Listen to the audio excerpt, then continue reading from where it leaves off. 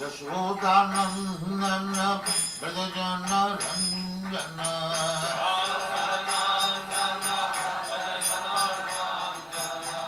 Yashodanandana Brajajana Ranjana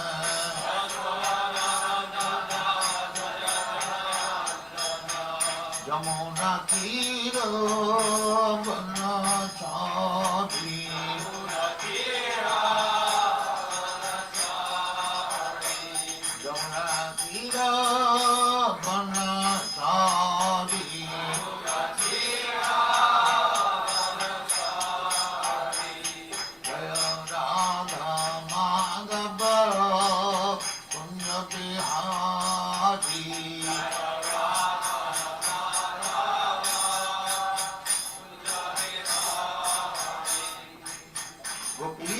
Vallabha Girivaradhari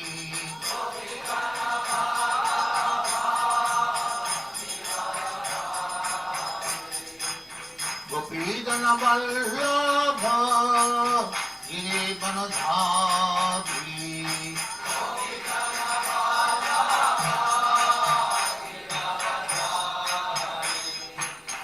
Yashodanandana Brajajana Ranjana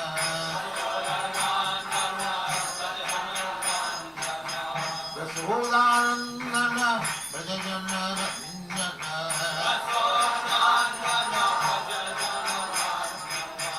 Yamuna Tira Vanacari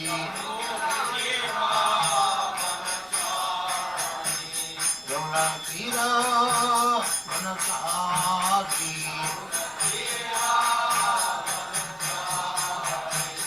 Jaya Radha Madhava Vanacari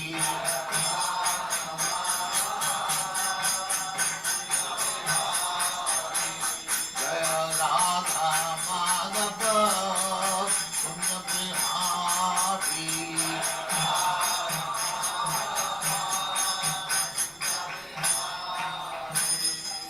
Jai Paramang Samparibrajacharya Sakharishya Smadhati Nam Saraswati Goswami Bhagavad Jai Ananda Kodi Vaishnava Ki Jai Ramacharya Shri Haridas Thakur Ki Jai Prem Sata Ho Sri Krishna Chaitanya Prabhu Nityananda Shri Advaita Gadadhar Shivacharya Gaur Bhakti Jai Shri Radha Krishna Bho Gopinath Sam Khand Radha Khand Giri Ki Jai Vrindavan Dham Ki Jai Navadvip Dham Ki Jai Ganga Maya Ki Jai Jamuna Maya Ki Jai Dwarka Dham Ki Jai Swami Bhaktivinoda Ki Jai All glory to the All glory to the Thank you very much.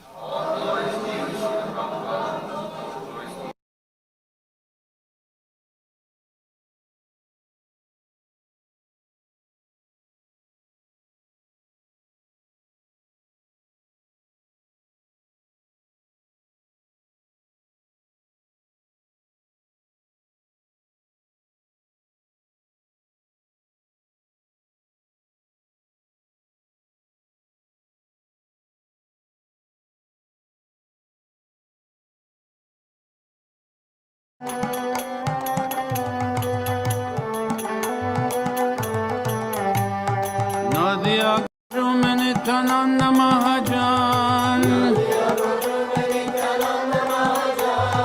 Nadia Gojum Nityananda Mahajan Patiya Chinam Hate Jibera Karan Patiya Chinam Hate Jibera Karan Shradhavan Jan hai, Shradhavan Jan hai Shradhavan Jan hai, Shradhavan Jan hai Prabhu Agai Bhai Magiye Bhikha Prabhu Agai Bhai Magiye Bhikha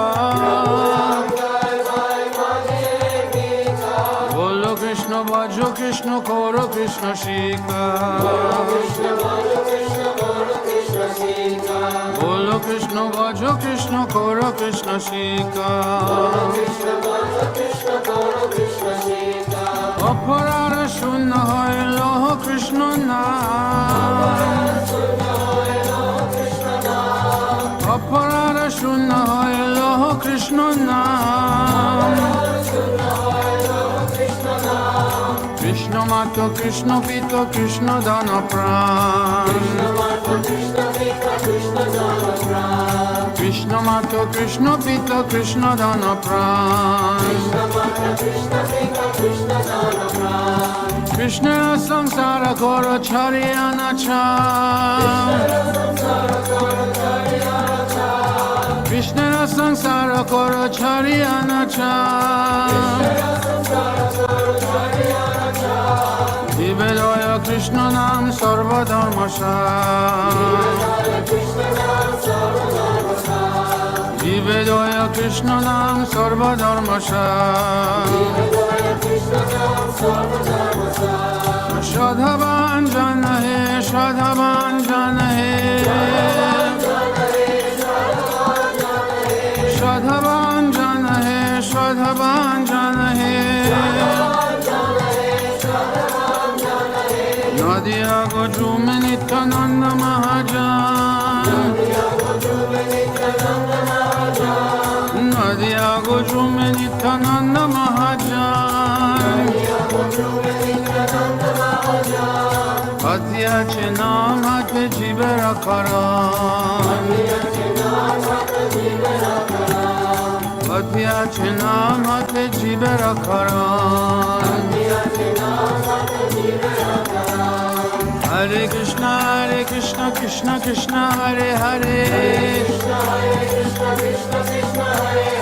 Hare Ram, Ram Ram, Hare Hare. Hare Krishna, Krishna Krishna, Hare Hare. Hare Ram, Ram Ram, Hare Hare. Hare Krishna, Krishna Krishna, Hare Hare. Hare Ram, Ram Ram, Hare Hare. Hare Krishna, Krishna Krishna, Hare Hare.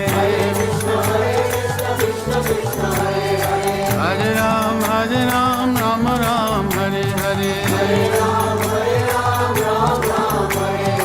Hare Krishna, Krishna Krishna, Hare Hare.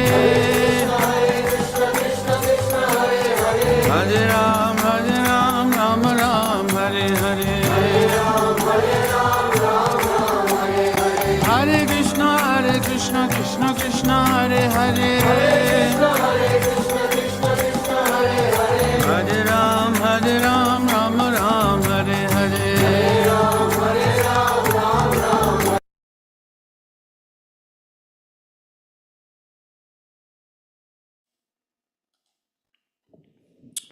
Hare Krishna, dear devotees, please accept our humble obeisances. All glories to Jagat Guru Shri Prabhupada, all glories to Gurudev, all glories to assembled Vaishnava devotees, and all glories to His Grace Srivas Vanacari Prabhu Ki Jai. Hare Krishna.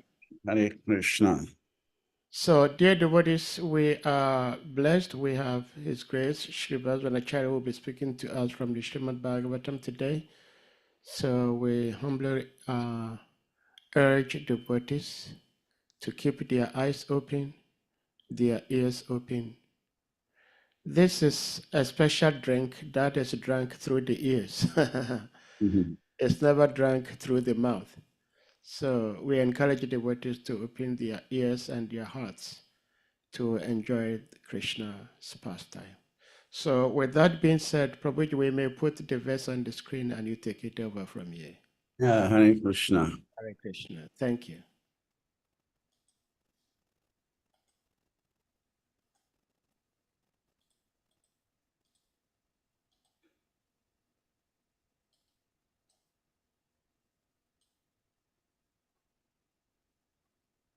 Narayana namaskritya narachaiva narottamam devim saraswatim vyasam tato jayamudirayat. Nashtapraya subhadresu nityam bhagavatam sevaya bhagavati uttamasloke bhakti bhavati naistiki. Om namo bhagavate vasudevaya. Om namo bhagavate vasudevaya. Om namo bhagavate vasudevaya. So we are reading from Srimad Bhagavatam, Canto 2, Chapter 8, the Cosmic Manifestation. And today we are treating text 13 and 14. So I will just go through the 13 with the translation and we'll go to 14. The 13 says, Kalasyanu Gatiriatu Lakshyate Invi Brihati Apihi Yavatya Karma Gatayo Yadrishir Dvija Satamaha. The translation is, O purest of the Brahmanas, please also explain the cause of the different durations of time, both short and long, as well as the beginning of time following the course of action. So there's no purport. We go to the next verse, which is 14. 14 says, Yasmin karma samavayo yata yeno pagrihyate gunanam guninam chaiva parinamam abhishabtam yasmin karma samavayo yata yeno pagrihyate gunanam guninam chaiva parinamam abhishabtam yasmin karma samavayo yata yeno pagrihyate gunanam guninam chaiva parinamam abhishabtam. Word for word translation. Yasmin, in which karma actions, samavayaha accumulation, yata as far as, yena by which, upagrihate takes over, gunanam of the different modes of material nature, guninam of the living beings, cha also, certainly, parinamam resultant, abhishaptam of the desires. Translation and purport by His Divine Grace, Lacy Bhakti Vedanta Swami Jagadguru Srila Prabhupada. Translation. Then again, kindly describe how the proportionate accumulation of the reactions resulting from the different modes of material nature act upon the desiring living being, promoting or degrading him among the different species of life, beginning from the demigods down to the most insignificant creatures. Purport: the actions and reactions of all works in the material modes of nature, either in the minute form or in the ginjatic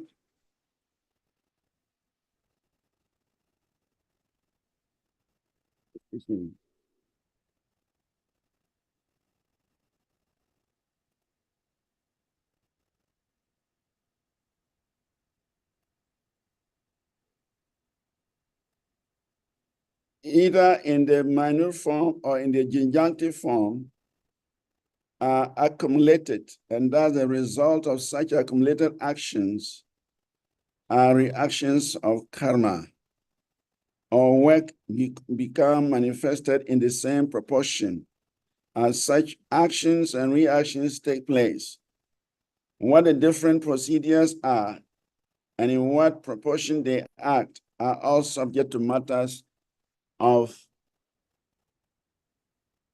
Maharaj Parikshit's inquiries from the great Brahmana Shukadev Goswami. Life in the higher planets, known as the abodes of the denizens of heaven, is obtained not by the strength of spacecraft, as is now being contemplated by the inexperienced scientists, but by works done in the mode of goodness. Even on the very planet where we are now living, there are restrictions upon the entrance of foreigners into a country where the citizens are more prosperous. For example, the American government has many restrictions for the entrance of foreigners from less prosperous countries. The reason is that the Americans do not wish to share their prosperity with any foreigner who has not qualified himself as a citizen of America. Similarly, the same mentality is prevailing in every other planet where there are more intelligent living beings residing. The higher planetary living conditions are all in the mode of goodness, and anyone desiring to enter the planets like the moon, sun, and Venus must qualify thoroughly by activity in complete goodness. Maharaj Parikshit's inquiries are on the basis of proportionate actions of goodness which qualify one in this planet to be promoted to the highest regions of the universe. Even on this planet of our present residence, one cannot achieve a good position without a social order, without being qualified with proportionate good work. One cannot forcibly sit on the chair of a high court judge without being qualified for the post. Similarly, one cannot enter into the higher planetary systems without being qualified by good works in his life. Persons addicted to the habits of passion and ignorance have no chance of entering the higher planetary systems simply by an electronic mechanism. According to the statements of Bhagavad Gita, persons trying to qualify themselves for promotion to the higher heavenly planets can go there. Similarly, persons trying for the pretty looks can go there. Similarly, persons trying to improve their conditions on this earth can also do that.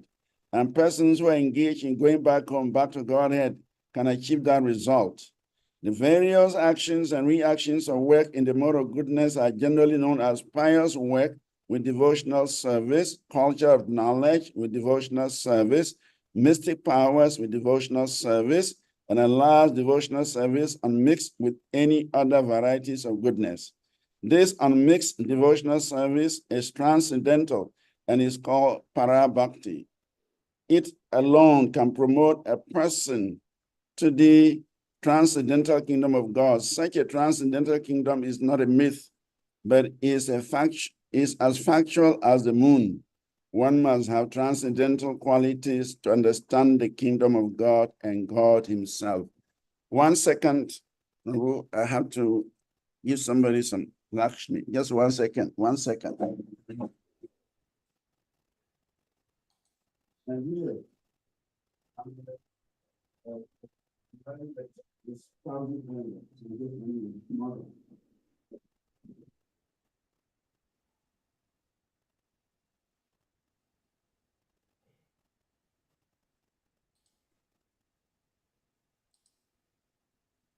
Om Gyana Timiridasya Gyanan Ganashalakaya Chakshuromalitam Yena Tasmai Sri Gurave.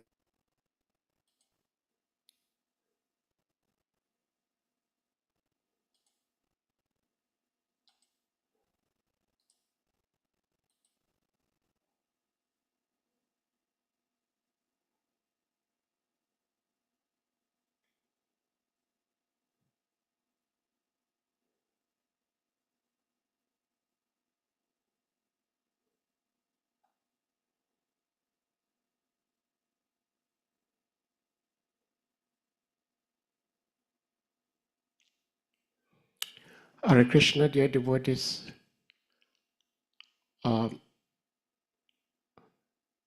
Prabhuji, you are muted. Is it possible to unmute, please?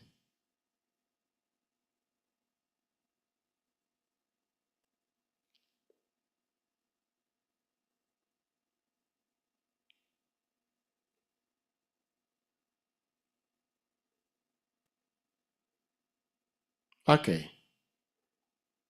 Namo Om Vishnu Padaya Krishna Prishnaya Bhutale Srimati Bhakti Tirtha Swami Iti Namini Namaste Krishna Padaya Prabhupada Asrita Mane Shri Gaura Karuna Shakti Bhakti Iti Namini Namo Om Vishnu Padaya Krishna Prishnaya Bhutale Srimati Bhakti Vedanta Swami Iti Namini Namaste Saraswati Devi Gauravani Pracharini Nirvase Sasunyavadi Pasachande Satarini Vanchakalpatarabhyascha Kripasandubhyaivacha Patitanam Pavanibhyo Vaishnavibhyo Namo Namaha Namo Mahavadanyaya Krishna Prema Pradayate Krishnaya Krishna Chaitanya Namini Gaurate Namaha Nityananda Vatutendo Vasuda Pranavalabha Janavir Jivita Patir Krishna Prema Prabhu Padmavati Sutta Srimam Sachirananda Purvajaha Bhavum Mata Jagat Rakta Rakta Gora Kele Varaha Advaitam Harinadvaita Acharyam Bhakti Shamshanat Bhaktavataram Itam Sham Advaita Acharya Shraye Panchatattvamakam Krishnam Bhakta Rupa Sarupakam Bhaktavataram Bhakta Kyanamami Bhakti Shaktikam Krishnaya Vasudevaya Devaki Nandanaya Cha Nanda Gopa Kumaraya Govindaya Namo Namaha Nama Pankajanabaya Nama Pankajamalini Nama Pankajanitraya Namaste Pankajagraye Namo Brahmanya Devaya Go Brahmana Hitaya Cha Jagarhitaya Krishnaya Govindaya Namo Namaha He Krishna Karuna Sindhu Dinabandho Jagatpate Gopesha Gopita Kanta Radha Kanta Namastate Jayatam Surato Pango Mama Madirgatima Sarvaswa Padambuja Radha Madana Mohano Divya Vendaranya Kalpadrumada Srimaranat Gara Simhastanastau Srila Govinda Devo Pristyali Bisevya Manosmarami Srimam Rasa Rasarambi Vamsivata Tatasita Karusan Venuswanai Gopi Gopinat Sriyestunaha Tapta Kanchana Gaurangi Radhe Bindavanishwari Vrishabhanu Sutta Devi Pranamami Hari Priye Devi Krishnamai Prokta Radhika Paradevata Sarva Lakshmi Mai Sarvam Kanti Samohini Paraha Jai Sri Krishna Chaitanya Prabhu Nityananda Sri Advaita Gadadhar Srivas Gaura Bhakta Vrinda Hare Krishna Krishna Krishna Hare Hare Hare Rama Rama Rama Hare Hare Hare Krishna Krishna Krishna Hare Hare Hare Rama Rama Rama Hare Hare Hare Krishna Krishna Krishna Hare Hare Hare Rama Rama Hare Hare. So translation again. Text 13 says, O purest of the Brahmanas, please also explain the cause of the different durations of time, both short and long, as well as the beginning of time following the course of action. And text 14 says, then again kindly describe how the proportionate accumulation of the reactions resulting from the different modes of material nature act upon the desiring living being, promoting or degrading him among the different species of life, beginning from the demigods down to the most insignificant creatures. Mukam karote vachalam pangum lagayete grim. Yat kre patama hanvande Shri Guru Dina Taranam Paramanam Madhavam Sri Chaitanya Ishwaram. Akanda mandala karam vyaptayina chara charam tatpadam dashitam yena. Tasmai Sri Gurave Namaha. So, first of all, I'd like to welcome all the devotees who have sacrificed their time to be here to participate in this auspicious activity of hearing narrations from the Srimad Bhagavatam, Mahapurana, Amala Purana, Paramahamsa Purana, Srimad Bhagavatam. And today we are looking at Canto 2, Chapter 8, verses 13 and 14. And so before we proceed to say something, we seek the blessings of all the assembled Vaishnavas and Vaishnavis so that we can say something which is purifying or which can increase our devotion to the Supreme Personality of Godhead and probably also benefit the audience. So in the 13th verse, which has no purport, Vidura is asking the question about time. What is the course of time? Why there are differences in time amongst the demigods, among different species, and so on. So in response to that question, Maitreya answers the question by saying that Anudvao paramanu syat trasare nustraya smritaha jalakarasmi avagataha kam evanu patam agat. The divisions of gross time is calculated as follows. 2 atoms make 1 double atom, and 3 double atoms make 1 hexatom. This hexatom is visible in the sunshine which enters through the holes of a window screen. One can clearly see that the hexatom goes upwards towards the sky. So in other words, Maitreya Muni is giving the clue how time is calculated. That if one sits in a dark room and there is sunshine seeping through a hole of a window screen or from any source where there is light penetrating into the room, one can see some particles of light. And the particles of light, they are moving upwards. So those particles of light are a combination of atoms. Those atoms, they join together to form 2 atoms. And then when those 3 atoms of 2s join together, they form a hexaton.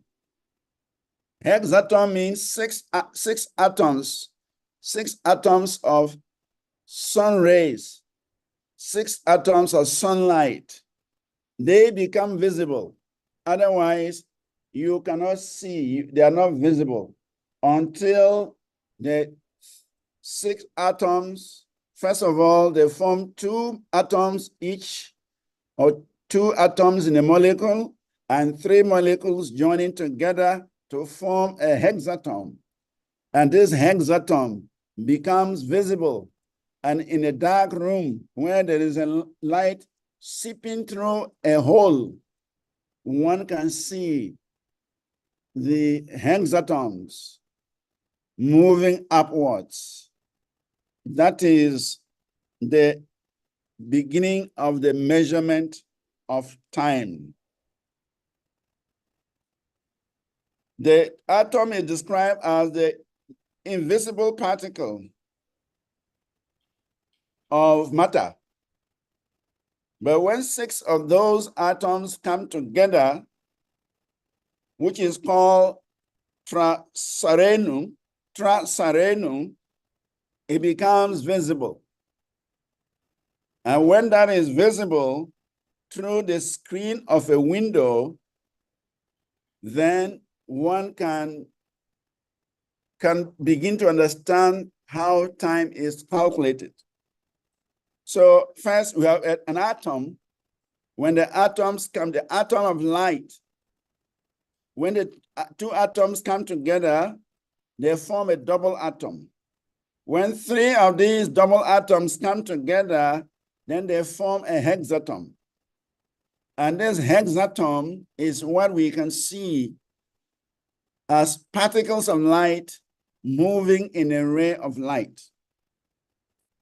So this hexaton of time of atoms, the period for 3 of these hexaton of atoms coming together, joining together, is called a truti.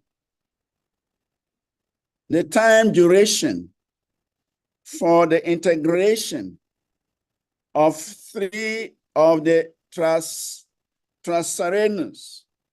Trasarenus means the hexaton.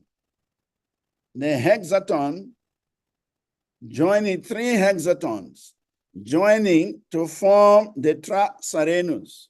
So we first have the atom, and then the atoms join together to form a molecule of 2 atoms. Then this molecule of 2 atoms is called double atom. 3 of them join together to form a hexaton. And a hexaton, 3 of them also join together to form a trasarenum. So the time integration, the time for these trasarenus to form together is the beginning of the calculation of time. So it is said that this trasarenus joining together gives a moment called truti. 100 trutis form 1 Veda. 3 Vedas form 1 lava. Lava means a moment. 3 lavas make 1 nimesha. 3 nimeshas make 1 shana. 5 shanas make 1 kasta. 15 kastas make 1 lagu. 15 lagus make 1 nadika or danda. 2 dandas make 1 muhurta. And 7 dandas make a quarter of a day, and a quarter of a day is called praharas. So 4 praharas make 1 day, and 4 praharas make 1 night. In other words, a prahara is a quarter of a night or a quarter of a day. So, and 15 days and 15 nights make one fortnight. And there are 2 fortnights in the month. We have one white fortnight and one black fortnight. That makes 1 month. And 2 months make 1 season. And 6 seasons make 1 year. That is on the earthly planet. When you go to the pretty log is the ancestral world. There, 1 day on the pretty log is equal to 1 month on the earthly planet. If you go to the heavenly world, 1 day on the heavenly planet is equal to 6 months our earthly planet. And so the higher you go in a heavenly planet, the bigger the difference of time. So it is said that the movement of the sun has 2 movements. These 2 movements of the sun creates the time difference. The movement of the sun creates day and night for both human beings and demigods. And therefore, we can say that the sun is actually responsible for time. So the influential stars, planets, luminaries, and atoms all over the universe are rotating in their different orbits under the direction of the Supreme Personality of Godhead, represented by eternal time or Kala Chakra.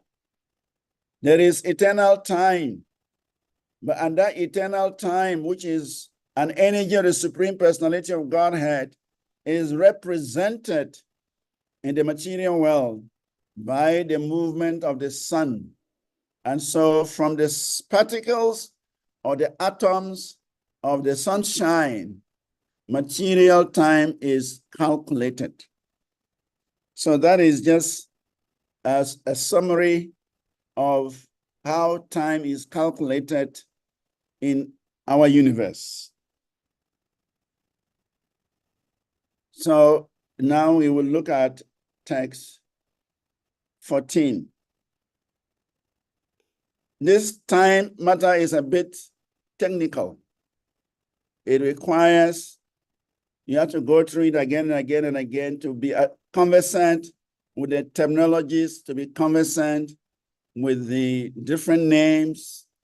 But the important thing is to understand that the smallest unit, as our modern science call it, is the atom. The smallest unit is the atom, and that is the sun rays are atomic. Sun rays, they exist in atoms, but the atomic sizes we cannot see.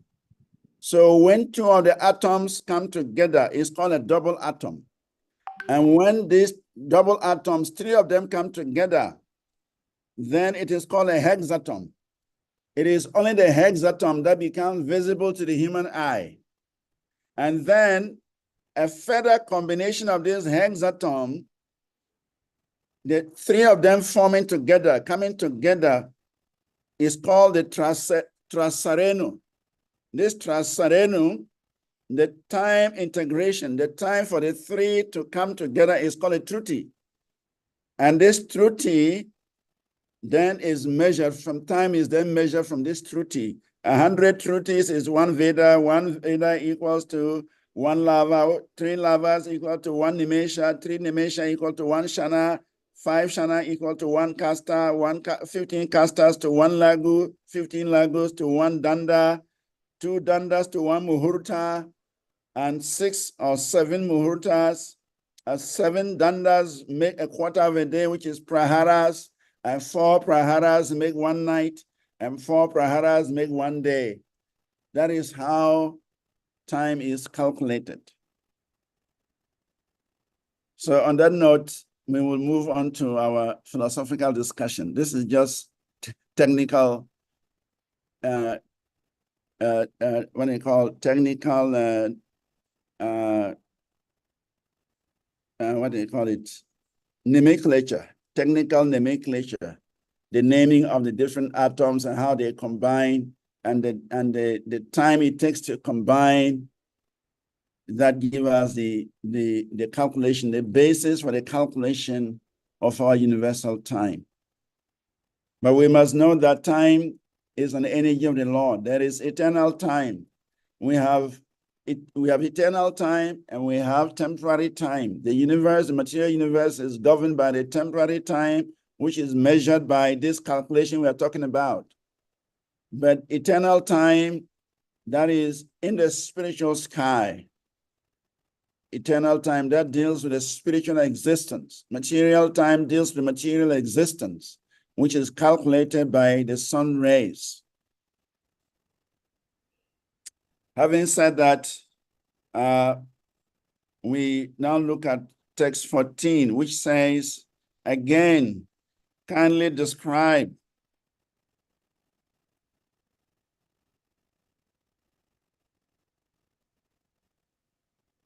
then again, kindly describe how the proportionate accumulation of the reactions resulting from the different modes of material nature acts upon the desiring living being, promoting or degrading him among the different species of life, beginning from the demigods down to the most insignificant creatures.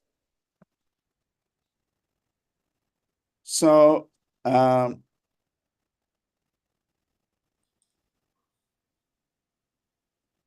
the modes of material nature are the building blocks of this universe. Everything we see in this material world is comprised of the different permutations of the three modes of material nature. And to the degree we associate with these modes of material nature, we are influenced by them to act in a particular way. In fact, every activity we see or every action a human being performs, it has to be understood that those actions are dictated by the modes of material nature. So whether the actions are minute, they're in a minute form or in a gigantic form, the result produces karma. And one has to suffer or enjoy the result of one's activities. So as we associate with the modes of material nature, we are influenced by the modes to act in a particular way. And by acting in a particular way, the living entity creates reactions. And these reactions, they have to be enjoyed or suffered by the living entity. Therefore, it is said, Yena yavan yata dharmo. Yena yavan yata dharmo. In proportion to the extent of one's religious or irreligious actions in life, one must enjoy or suffer the corresponding reactions of one's karma. So our religious or irreligious actions in this life would produce corresponding reactions. And our next life will be based on the reactions of these actions we are performing now. For instance, the body that we have now is not a body we have chosen. It is a body that has been produced from the reactions of our previous deeds. Each and every living person, living being, is reaping the results of previous actions. Sometimes people don't want to accept the fact that we are reaping the reactions of our previous existence. But the question is, and we do not accept that there is a previous life and that we have acted in a particular way, and now we have to enjoy or suffer the results of our previous actions. Then the question is, why there are differences? Why is it that someone is born in a very wealthy family? He doesn't have to struggle. And somebody is born in a very impoverished family that to get 1 meal a day is a problem. Why is it that somebody is born very intelligent and somebody is born completely stupid? Why is it that somebody is born very beautiful, very handsome, and somebody is born very ugly? Why is it that there is so much disparity between various living entities? What is the reason? What is the cause? What is responsible for all these differences? Those who argue that there is no life before, those who argue that there is no karma, those who argue that this is the only life we are living, and after this is finished, then let them answer the question, why the differences? Why is it that we are not all given the same platform? 2 children are born today at the same time in the same hospital, but they have different futures. 2 children are born today, even sometimes so-called identical twins. Identical twins are born from the same mother, from the same womb, and from the biological point of view, from one egg. But still, there is a difference between them.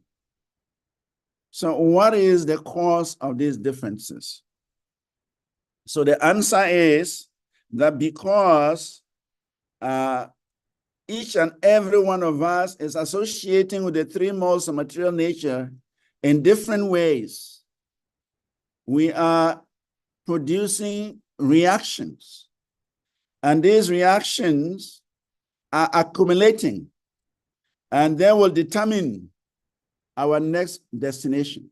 In fact, sometimes we experience the reactions in this very life. But most of the times, we experience the reactions of our deeds in the next life, in the form of our next destination, beginning with the body, beginning with the family, beginning with the country, beginning with so many other factors. So the 3 modes of material nature, they are responsible for creating all these differences. And so as we associate with the different modes, we will create different activities, and there will be different reactions. And therefore, in our next life, we would experience different destinations. We will get different bodies. We will take different births from different families, on different planets, in different societies, in different species. This is going to happen all based on our association with the three modes of material nature. Tatapi Vishaya Swabhava Kare Maha Anda Se Karma Karaya Yate Haya Bhava Bandhaha. Those who are attached to materialistic life and are blind to spiritual life must act in such a way that they are bound to repeated birth and death by the actions and reactions of their activities. So we are bound to rebirth. We are bound to birth and death simply due to our actions and reactions. As Rishabhadev, Lord Rishabhadev says in the 5th canto of the Srimad Bhagavatam, Numnam paramata kurute karma, yad indriya prataya aprinoti, nasadu manye yata admanoyam asanapi kleshada asadeha. That a materialistic person madly engaged in activities for sense enjoyment does not know that he is entangling himself in repeated birth and death, and that his body, although temporary, is full of miseries. So, numnam paramata kurite vikarma. Everyone in this world is performing some actions. Everyone is eager to engage in some activity, but little do they know that this activity is going to produce reactions. In fact, it is said that if mankind or if human beings knew that their actions are going to produce adverse reactions, they would think twice before saying something, before thinking about something, and before taking an action or performing an action. But generally, the human beings, we do not realize that everything we do, there is a reaction. And that reaction will come back to us, either in this life or the next life. And these reactions or these actions that we are performing are dictated by the mode of passion. Those who are associating with the mode of ignorance, their activities are very dangerous. Those who are associating with the mode of passion, their activities are fruitive. Whatever they do, they want some result out of it. But those who are associating with the mode of goodness, they are in a better position because they want to acquire some knowledge. They want to live a better life free from sin. So therefore, the association of these modes dictates our behavior, dictates our activities, and bring the reaction to us. Actually, the next life, our destination to the next life is brought by the very actions that we are performing in the association of the three modes of material nature. Therefore, one has to be very cautious of what he does and how he associates with the three modes of material nature. Chetakalo asya bandaya muktaye chatmano matam gunesu shaktam bandaya rattam vapumshiv muktaye. The stage in which the consciousness of the living entity is attracted by the three modes of material nature is called conditional life. But when that same consciousness is attached to the Supreme Personality of Godhead, one is situated in the consciousness of liberation. So, conditional life means association with the modes of material nature. And in conditional life, we are forced by the modes of nature to act. Once we associate with the mode of ignorance, we will act according to the dictates of the modes of ignorance. Once we associate with the mode of passion, we will act according to the dictates of the mode of passion.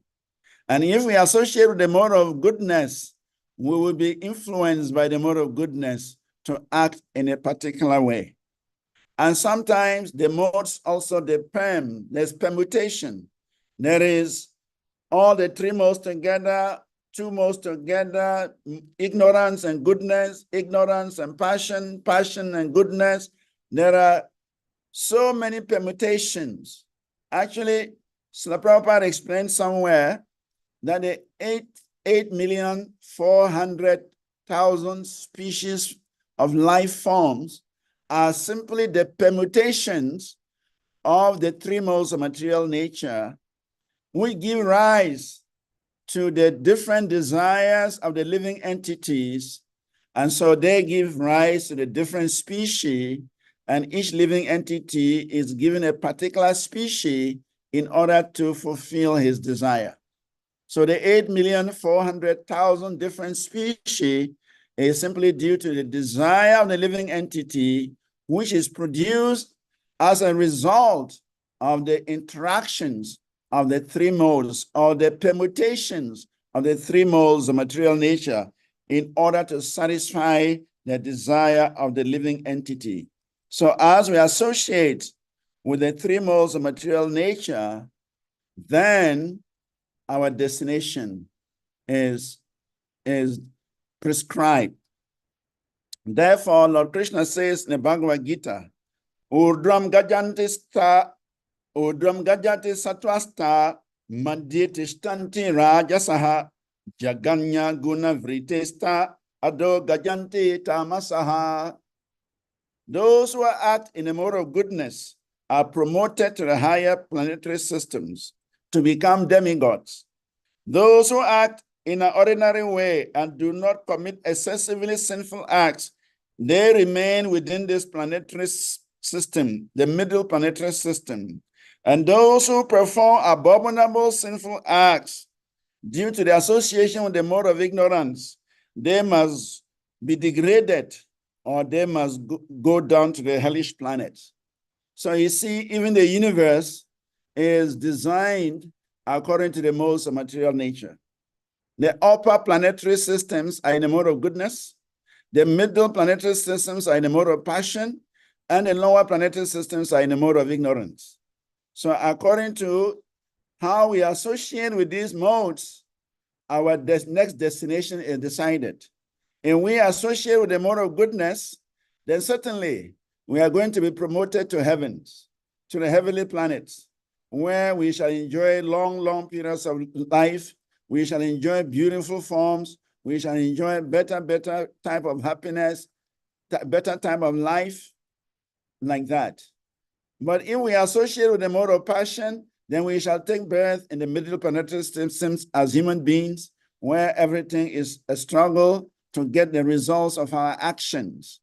And if we associate with the mode of ignorance, then we shall either become degraded to lower forms, or we shall become degraded to the hellish planets, where there is unlimited suffering for the living entity. So according to the modes we are associating with, that will determine our next destination after leaving this body.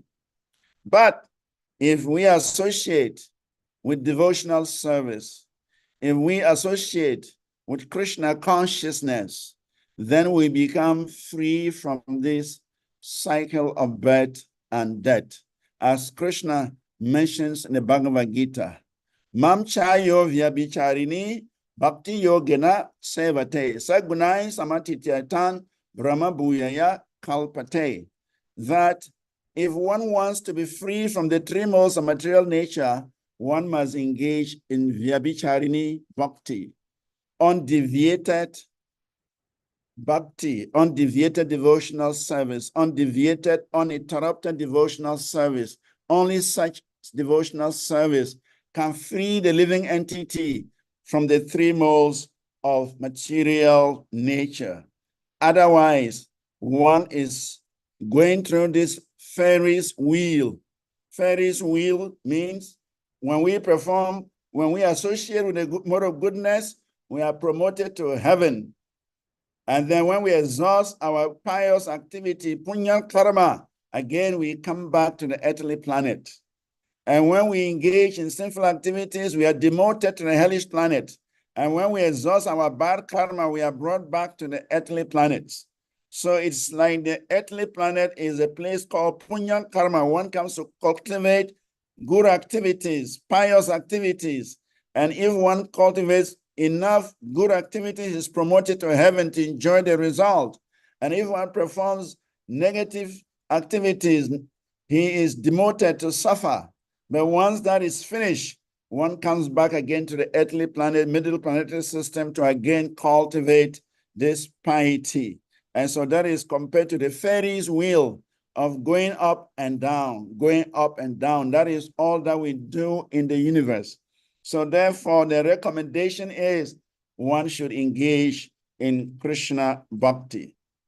Opari gajanti satwena brahmana janaha tamasto da mukyayat rajasantra charinaha. Learned persons dedicate Vedic culture as the elevated mode of goodness, to higher and higher positions. The mode of ignorance, on the other hand, forces one to fall headfirst into the lower and lower births. And by the mode of passion, one continues transmigrating through the human species. So the learned personalities of the Vedic culture, Vedic wisdom, they say that by associating with the mode of goodness, one becomes elevated to a higher and a higher position, or higher and higher material worlds, heavenly worlds, where one can actually enjoy his pious credits. And those who are associated with the mode of ignorance, they are forced to fall headfirst. They plunge into the hellish planet with their heads first. And that's where they have to suffer and suffer for the reactions of their deeds.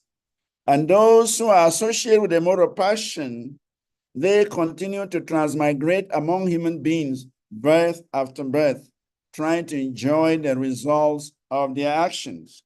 So in this way, one is just going round and round and round. That is the mode of entanglement to the material world. Therefore, one has to associate with devotees, one has to associate with Vaishnavas, spiritually minded people, so that he can become elevated beyond these material calculations and go back home, back to Godhead. Tena samsara padayavim avasho bieti anivritaha prashangikai karmadoshai sarasan mishra yonishu.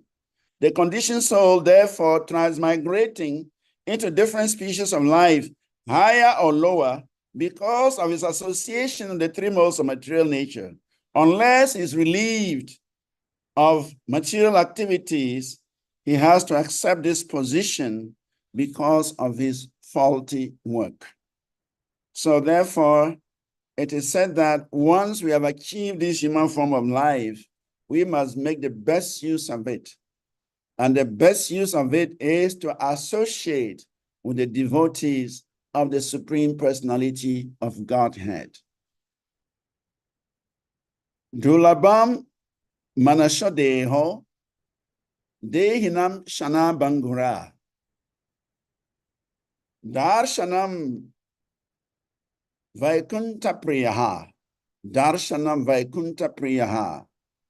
To obtain the human form of life is a very difficult business because of the 8,400,000 species. 8 million are of the lower species. 400,000 is very, very small. So for one to achieve this body among these 400 species is considered a rare occurrence. And when one obtains it, there is every chance that at any moment it can be lost.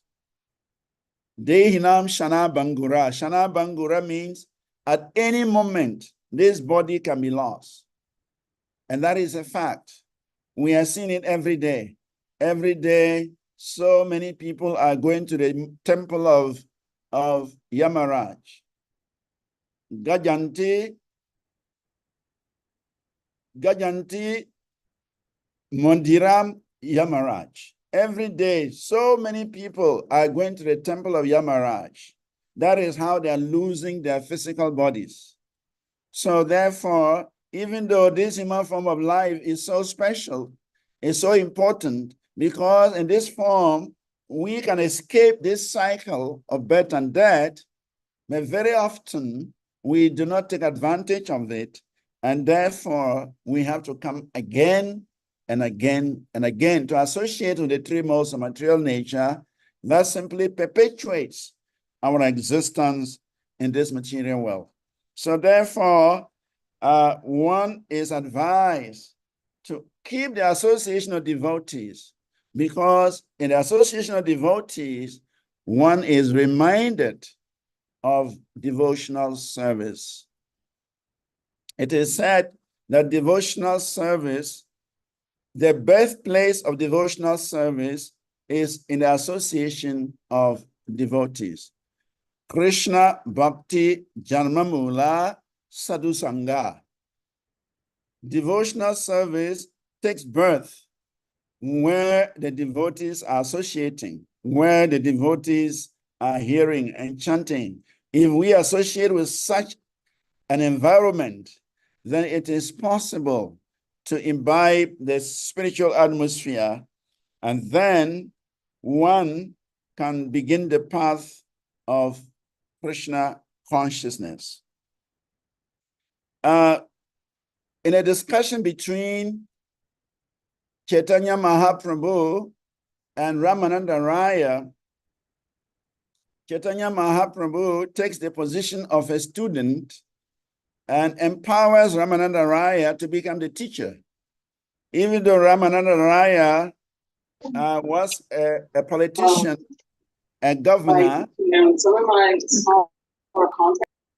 a governor of South India, representing the king of Puri, Chaitanya Mahaprabhu took knowledge from Ramananda Raya.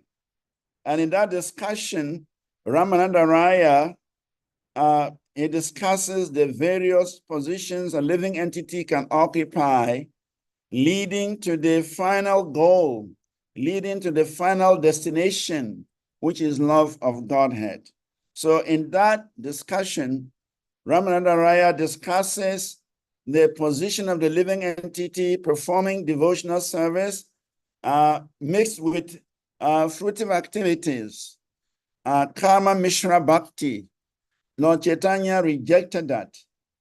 Then Ramananda Raya talked about devotional service mixed with speculative knowledge, jnana mishra bhakti. Lord Chaitanya rejected that. Then finally, Ramananda Raya then talked about jnana sunya bhakti, devotional service devoid of any mental speculation, devoid of any fruitive activity. Then Mahaprabhu said, yes, you are now speaking, speak more. So it is said that Raya kahe jnana misra bhakti sadhya sara. After hearing Ramananda Raya speak in this way, Lord Chaitanya rejected his statement and said, go ahead and say something more important. Then Ramananda Raya said, jnana sunya bhakti sadhya sara. After hearing this, the Lord again rejected external devotional service. And then finally, Ramananda Raya then presented pure devotional service, love of Godhead, untinged by any material circumstance. And Lord Chaitanya said, now, speak more, speak more. So it is said, the distinction between a pure devotee and a karma misra devotee is a pure devotee does not desire anything for material enjoyment, whereas the mixed devotee becomes a devotee to become first-class enjoyer of the material world. One who is in direct touch with the Supreme Personality of God in a devotional service remains pure, uncontaminated by material desires. And this is described as Anyam Bila Shuta Sunyam Gyana Karmanadi Anavritam. This is the activity that can lead one out of this material world. This is the activity that can stop this cycle of birth and death, taking birth in heaven, coming back to earth, taking birth in hell, coming back to earth. This will stop all this. So it is said, Vasudeva Bhagavati Sarvagye Pratyak Atmani Parena Bhakti Bhavena Labdapma Mukta Bandhanaha. One who is liberated from conditioned life and becomes self-situated in transcendental devotional service to the Supreme Personality of God in Vasudeva becomes free from all material entanglement. And one can begin to enjoy life separate from the most material nature. In fact, whatever we are experiencing is simply due to the dictates of the most material nature. Even when we think we are happy, is all due to the influence of the most material nature. And when we feel we are unhappy, is simply due to the influence of the most material nature. So one has to transcend these three modes of material nature and come to the spiritual platform. It is only when we come to the spiritual platform, then we can satisfy the Supreme Personality of Godhead. And as soon as we are able to satisfy the Supreme Personality of Godhead, one becomes free from the effects of the subtle body and the gross body. It is said, Samprasane Bhagavati Purusha Prakrite Gunai Vikmuto Jiva Mukto Brahma Nirvanam Uchate. One who can actually satisfy the Supreme Personality of Godhead during this lifetime, one becomes liberated from the gross and subtle material conditions, and thus, being free from all material modes of nature, one achieves unlimited spiritual bliss. Samprasane Bhagavati. If one is able to satisfy the Supreme Personality of Godhead, Samprasane means to satisfy. Bhagavati, Bhagavan, the Supreme Personality of Godhead. If we are able to satisfy the Supreme Personality of Godhead, then one becomes free from the influence of the three modes of material nature. Then one can actually experience the joy, the bliss, the ananda that we are all searching after. And that ananda is described in the Chaitanya Charitamrita. Krishna Nameye Ananda Sindhu Aswadana Brahmanda Tara Ange Kato Dakasama. Compared to the ocean of transcendental bliss that one tastes by chanting the Hare Krishna Mahamantra, the pleasure derived from impersonal Brahma realization, Brahmanda, is like the shallow water in a canal. In other words, the pleasure one realizes or experiences in the Brahma Jyoti or the Brahma realization is considered to be in a very, very shallow canal compared to the great ocean of joy one actually experiences when one performs devotional service to the Supreme Personality of Godhead. That Supreme Personality of Godhead is the ultimate goal of every living entity. And once one achieves that ultimate goal, the joy, the happiness, the peace is unlimited. Actually, that is what the living entity is looking for. We are looking for unlimited happiness. We are looking for unlimited joy. We are looking for unlimited peace. We are looking for unlimited everything. And that can be found in the Supreme Personality of Godhead. It cannot be found in the material energy. The material energy is compared to a desert.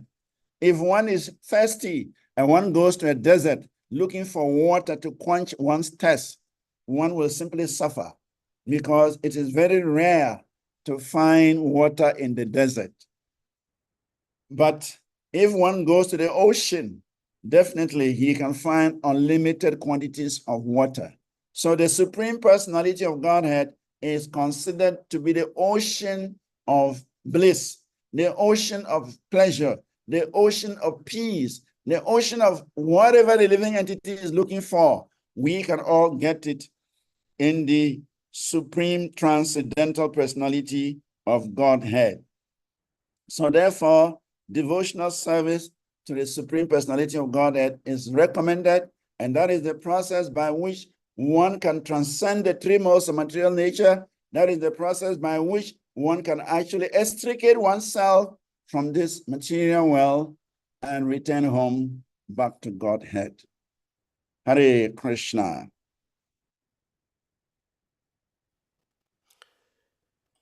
Hare Krishna. Thank you so much, Prabhuji. So if there are any comments or questions, they're welcome. If there are no questions, we call it a day. Yeah. Definitely, there are questions. Dear devotees, if anyone may have questions, comment, realizations, Kusha Prabhu, please, you may unmute. Krishna Maharaj, humble obeisances. Hare Krishna, Sri Kush. Where are you? Still in Germany? Yes, Prabhu. Okay. I'm suffering here. Are you back to Ghana, still in India? Yeah, I'm in Ghana for a few days. No, because I saw the background of you. I said, are you back or what? Yes, I'm in Ghana at the moment. But I'll go back to India soon. Yeah, no, that's good. Hare Krishna. My question is you were speaking, you said in the beginning, every action we take is controlled by the mode of material nature. Yes. So, but if one misunderstood the actions and doing something whimsically with the excuse that the material nature is to blame, how do we understand this? Where comes our intelligence to know good and evil, and when to think? I don't know Ghana, where are they with seeing picture? Yes. The most we associate with, we have our intelligence, we have our independence, we have our free will, but the modes we associate with influence our intelligence, influence our desires, influence our actions. So why is it that people are acting differently? Why is it that people are desiring differently? Why is it that people are doing different things under the same circumstance? It is simply due to the fact that they are associating with different modes. And because they're associating with different modes, their thinking is different, their actions are different, and certainly their reactions are also different. So the modes influence our way of thinking, the modes influence our way of acting, and the modes influence the results that we get. So therefore, one has to understand that if I associate with the mode of goodness, my actions are better than if I associate with the mode of passion or with the mode of ignorance, then my actions would create more complications. Say, for instance, the butcher has good intelligence, but because he's associating with the mode of ignorance, he doesn't think that killing other living entities is dangerous. He thinks by killing them, he's making good money. He doesn't see the reaction that he's going to suffer, but it's all due to the mode of ignorance that has covered that intelligence. So if that butcher begins to associate with the mode of goodness, then he'll realize that what I'm doing is dangerous. I am creating reactions for myself. So by associating with the different modes, we are influenced by those modes to act in a particular way, even though we may think that we are independent. Prakriti Kriyamanani. What is the verse? 327. Prakriti Kriyamanani Gunan Karmani Sarva Saha. Right?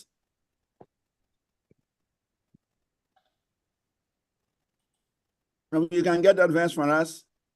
327. Okay. So that means the three modes supersede our intelligence. Well, not they supersede our intelligence, they influence our intelligence to think in a particular way. And don't forget that the intelligence is also a product of the modes. Our mind is a product of the modes. This verse, Prakriti Kriyamanani Gunai Karmani Sarvasaha Ahankara Vimudadma Kataham Iti Manyate. The translation is, the spirit soul, bewildered by the influence of the false ego, thinks himself, let me see, my skin is covering me. Thinks himself the doer of activities that are in actuality carried out by the three modes of material nature. This is what Krishna is saying. The spirit soul, bewildered by the influence of the false ego, thinks himself the doer of activities that are in actuality carried out by the three modes of material nature. So the three modes are influencing us, and we are acting differently. When we think, because we are under the false ego, we think I am doing it, but actually it's the modes that are influencing us. So, and I was saying that even the mind, even the intelligence, even our body, they are all products of the modes. It is said that when the mode of goodness combines with the mode of with false ego ahankar, the mind and the devatas are created. When the mode of passion combines with the false ego ahankara, the intelligence and the senses are created. And when the mode of ignorance combines with the false ego, the five gross elements, they are created. So we can see that everything is actually a byproduct of the three modes of material nature. The gross elements, the subtle elements, whatever, they are all byproducts of the three modes of material nature. So material nature is actually in control. The three modes of nature are in control.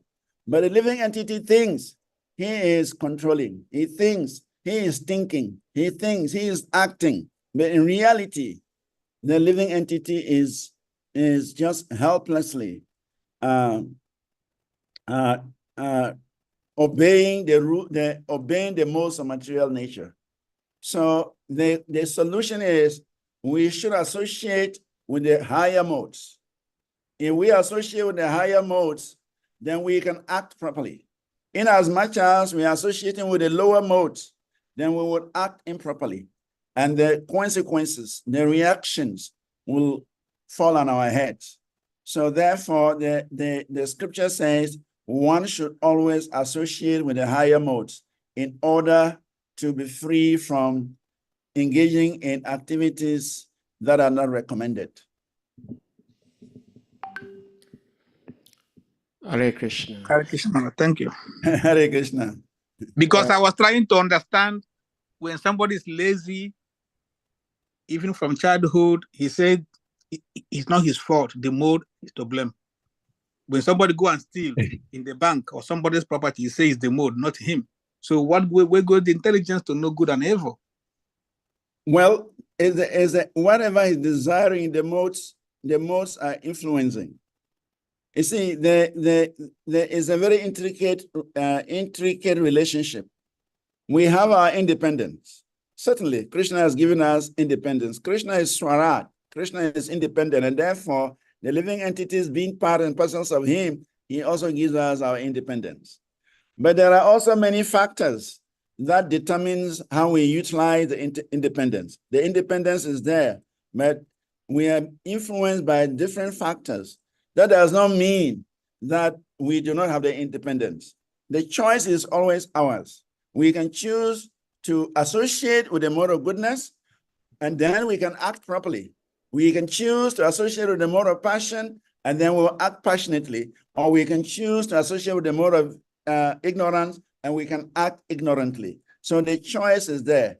And the intelligence is there to tell us this is mode of goodness, this is mode of passion, this is mode of ignorance. So we have to choose and associate so that we don't implicate ourselves. So the intelligence is there, the free will is there, and so we can use these things to choose which of the modes we should associate with.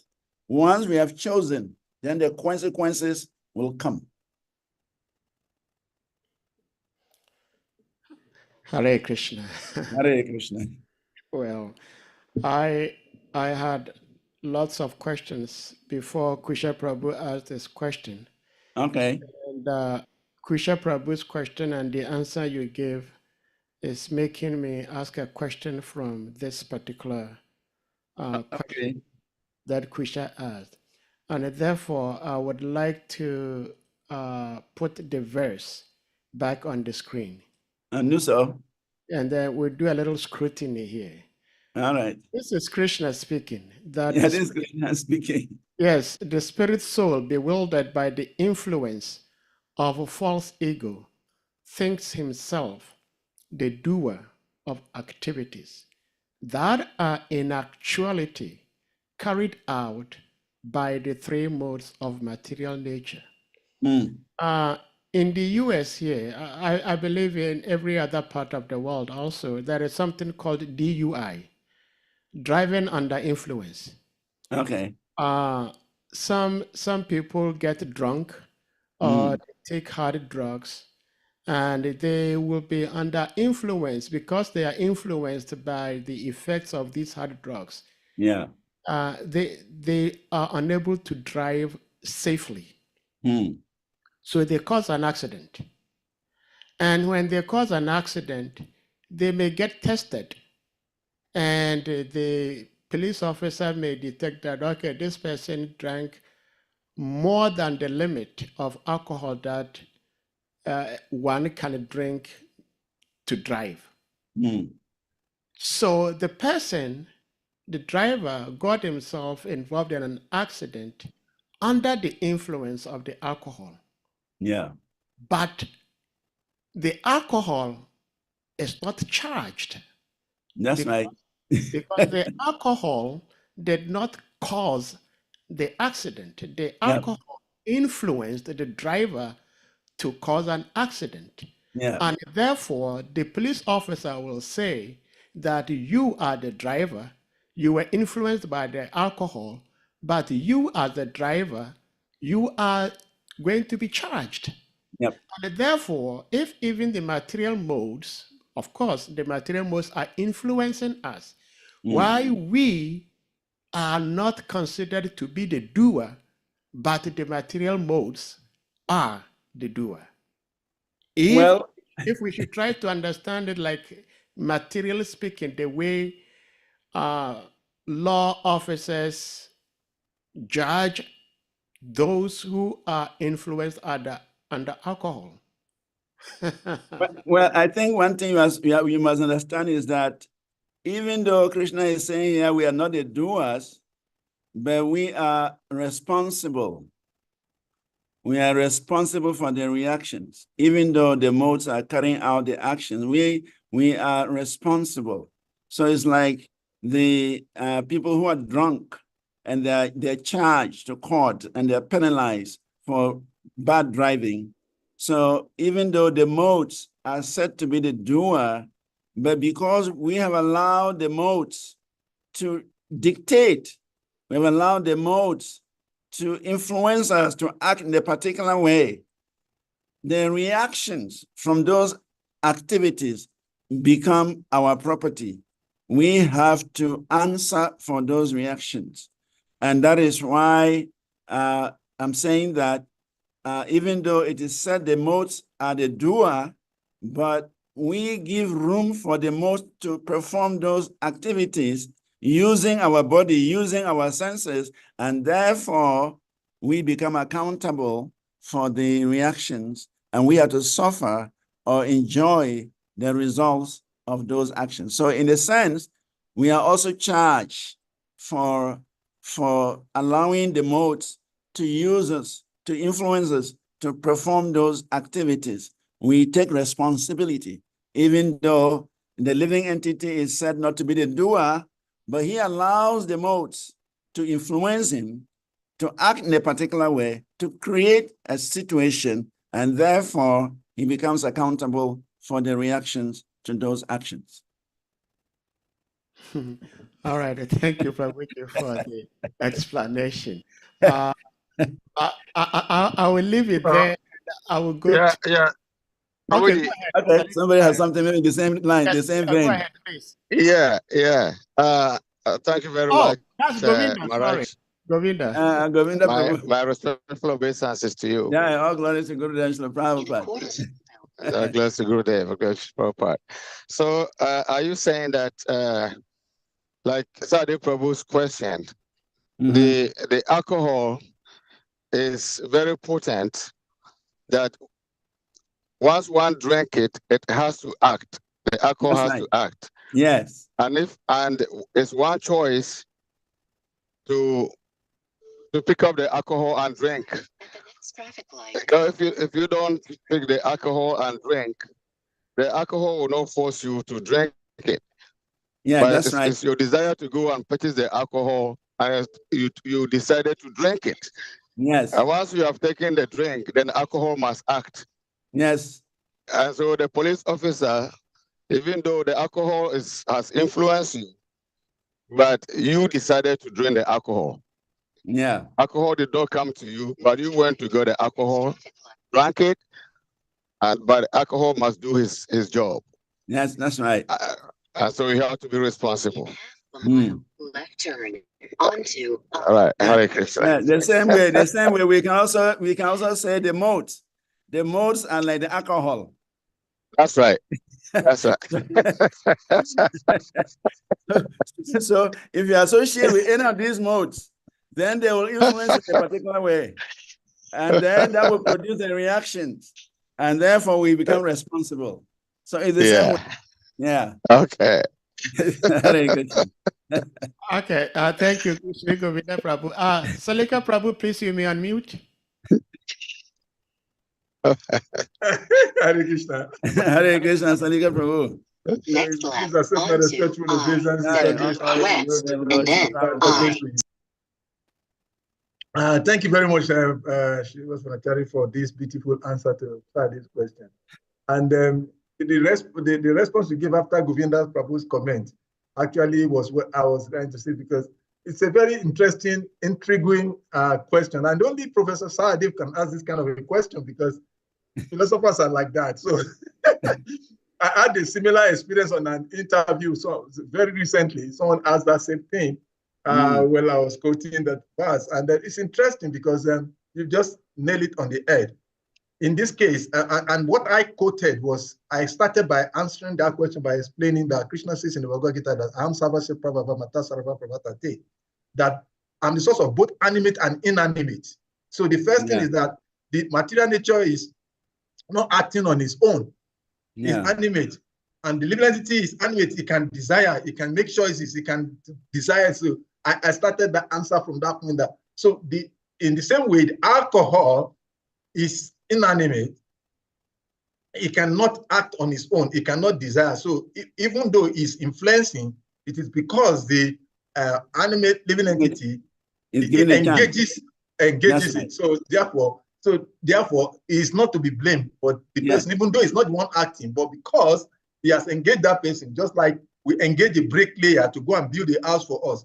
The bricklayer may do a nonsense job, but we suffer the reactions because it is not the bricklayer's fault. We engage the quack bricklayer. So I give those kind of answers that day. So thank you very much. And thank you, Sadi, for asking this beautiful question. It's actually a philosophical question. Thank you. Hare Krishna. Hare Krishna. Maharaj, I have another question, please. All right. If Sahadev allows you, you can ask. Sahadev will allow me. Kusha, Sahadev Kusha, class. Kusha. Maraj is in Africa now, not in India, so we have time. 3 hours. Okay, you go ahead. But I have a question Then. because, like Govinda is saying, or everybody is saying, sometimes when somebody does illegal business, like those who grows cocaine, government go to destroy the cocaine or the heroin. Mm. So why is Krishna not destroying the three mode that's influencing humanity? So because we are here to worship God, and He sent three mode to destroy us. Why is He not fighting the three mode instead of He's fighting us?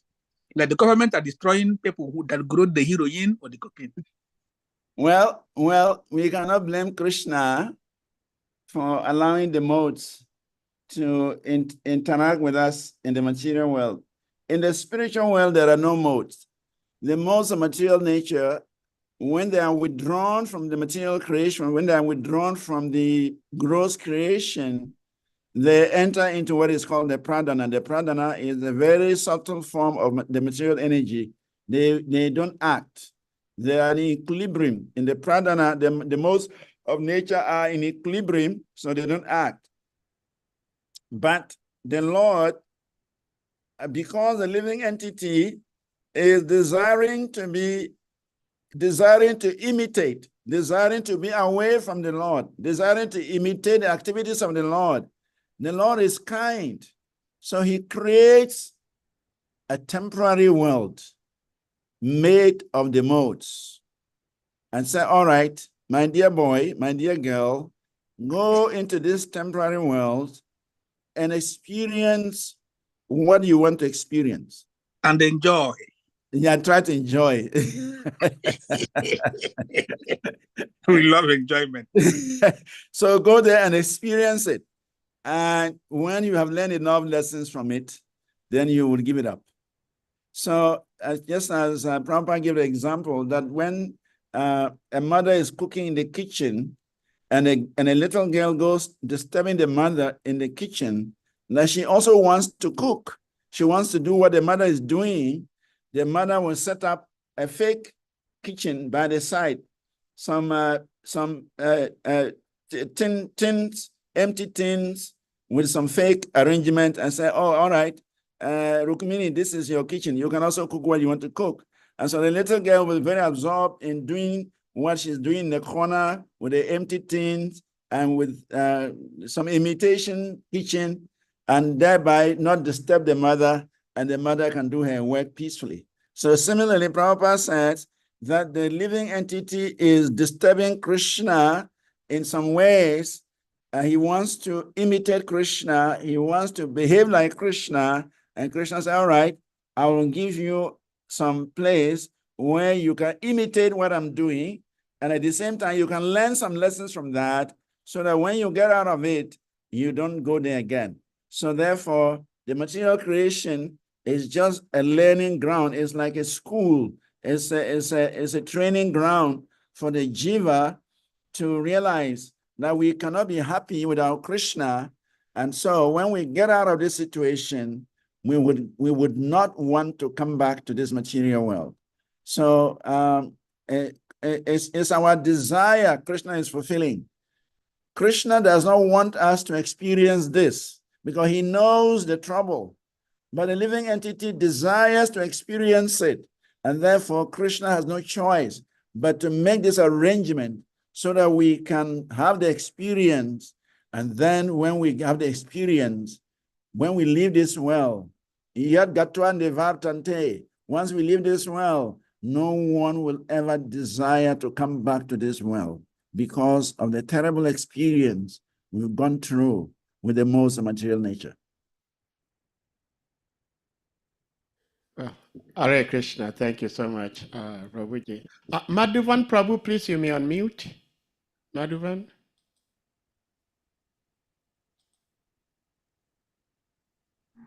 Hare Krishna Prabhu. Hare Krishna Hare Maharaj. Krishna, All Madhuvan glory to Prabhu. Dandavad, all glories to Gurudev Vaishnava Prabhupada. God bless and Bishop Sri Prabhuji. Nice seeing you, hearing from you again. It's my Hare real Krishna. pleasure. Hare Hare Krishna. Krishna. I'm happy to see you too. So what is the news? What is the question? Yeah, the question is, in the course of your lecture, you mentioned material time as well as spiritual time. Okay. So to me, the material time is I could understand because anything material has beginning and it has end. You Yeah. know, birth, death, disease, old age. But in the spiritual realm, everything remains the same. Yeah. No birth, no death, no disease, old age. So what are we talking about time? Yeah. I go. You see, everything that we see in this world has a counterpart. That's the first point. Everything that we see in the material world has a counterpart. So, so long as there's time in this world, there must be time in the spiritual world. But it's a different kind of calculation. The time, in fact, in the Brahma Samhita, it is said that time is absent in the spiritual world by its conspicuousness. It says the conspicuousness of the absence of time registers the presence of time. I don't know what I'm getting clear with what I'm saying. It says that time is absent in the spiritual world by its conspicuousness. So material time is not there in the spiritual world, but there is time also. For instance, sometimes Krishna wants to perform leelas in the morning. When Krishna wants to perform morning leelas, immediately the environment will be a morning environment. Sometimes Krishna wants to perform leelas of the night. Immediately, night will prevail. Sometimes Krishna wants to perform noon activities. Immediately, noon will prevail. It is not like our linear time. The material time is called linear time. There is morning, there is afternoon, there is evening. You can't change it. It is linear. But in the spiritual world, it's not like that. Time is there, but according to the desire of Krishna. If Krishna wants a particular time to manifest, that time becomes manifest. If Krishna wants to perform some activity which are related to morning, morning becomes manifest. If Krishna wants to perform activity that are related to night, night becomes manifest. If Krishna wants to perform activity that are related to noon, noon becomes manifest. So according to Krishna's desire, Krishna's activities, different time is manifested. So there is time, but it's not a linear time. It's not like our time we are calculating 1 o'clock, 2 o'clock, 3 o'clock, 4 o'clock, 5 o'clock, like that. But the time manifests according to Krishna's desire, what Krishna wants. Krishna wants to perform an activity at a particular time, and that time becomes a servant, that time becomes manifest, that time becomes available so that Krishna can perform that time. So everything is centered around Krishna's desire, Krishna's enjoyment. So if Krishna wants a particular pastime that relates to a particular time, that time becomes manifest. Just like even, it is said, even when Krishna was on the earth planet, when Krishna was on the earth planet, a number of times he would change the timing just for his pleasure. And a gross example is even the case with the Battle of Kurukshetra. When Jairata teamed up with the Maharatras to kill Abhimanyu, and Arjuna took a vow that he will kill Jairata the next day. But Arjuna did not know that Jairata had got some special protection by his father. His father had given him some protection, and the father is performing some jagya, that anybody who kills Jairata and allows their head to touch the ground, his own head, the person who kills Jairata his own head will crack into 1,000 pieces. Arjuna did not know that. And he took a vow that the next day he's going to kill Jayarata. And so Jayarata wanted to leave the battlefield. He wanted to run away from the battlefield. But Duryodhana persuaded him that you are a general, you are a mighty general. How can you run? Because Arjuna has taken a vow. We will protect you. We will make sure that we will not allow Arjuna to come close to you. And so if the day ends and Arjuna does not get you, he would enter into fire as he has vowed. He will enter into fire because a Kshatriya, he will enter into fire, and that will be the end of the battle because the actual fighter on the Pandava side was Arjuna. He was a feared person. So if Arjuna decides to enter into fire, then everything is finished. So that was Duryodhana's strategy. He said, don't run away. We will protect you. We will make sure all the Maharathas, they will surround you and they will not allow Arjuna to get to you until sunset. And that was it. The next day, they made sure Arjuna did not get to Jayarata. But Krishna was laughing in his mind. These people, you're all rascals. You don't know what I can do and what I cannot do. So Krishna waited. When it was getting to evening, and they seemed to be succeeding with their plan, with their strategy. What did Krishna do? He made the sun to set. And so when the sun set, they were happy that Arjuna was going to enter into fire. And that's the end of the battle. When Arjuna enters fire, nobody's there to fight again. So they dropped their weapons and they were celebrating. Then what happened? Krishna brought the sun back. He brought the sun back to the surprise of everybody. And he ordered Arjuna, shoot.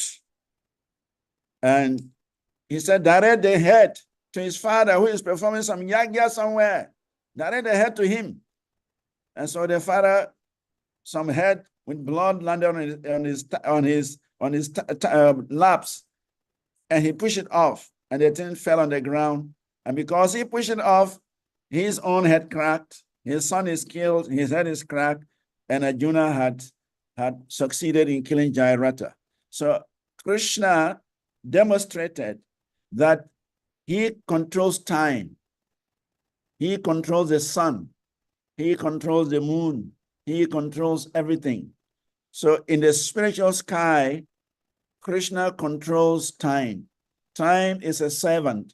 Time acts according to Krishna's will. Time is not linear, like in the world here we are experiencing. That when the morning comes, it goes. You can't bring the morning back.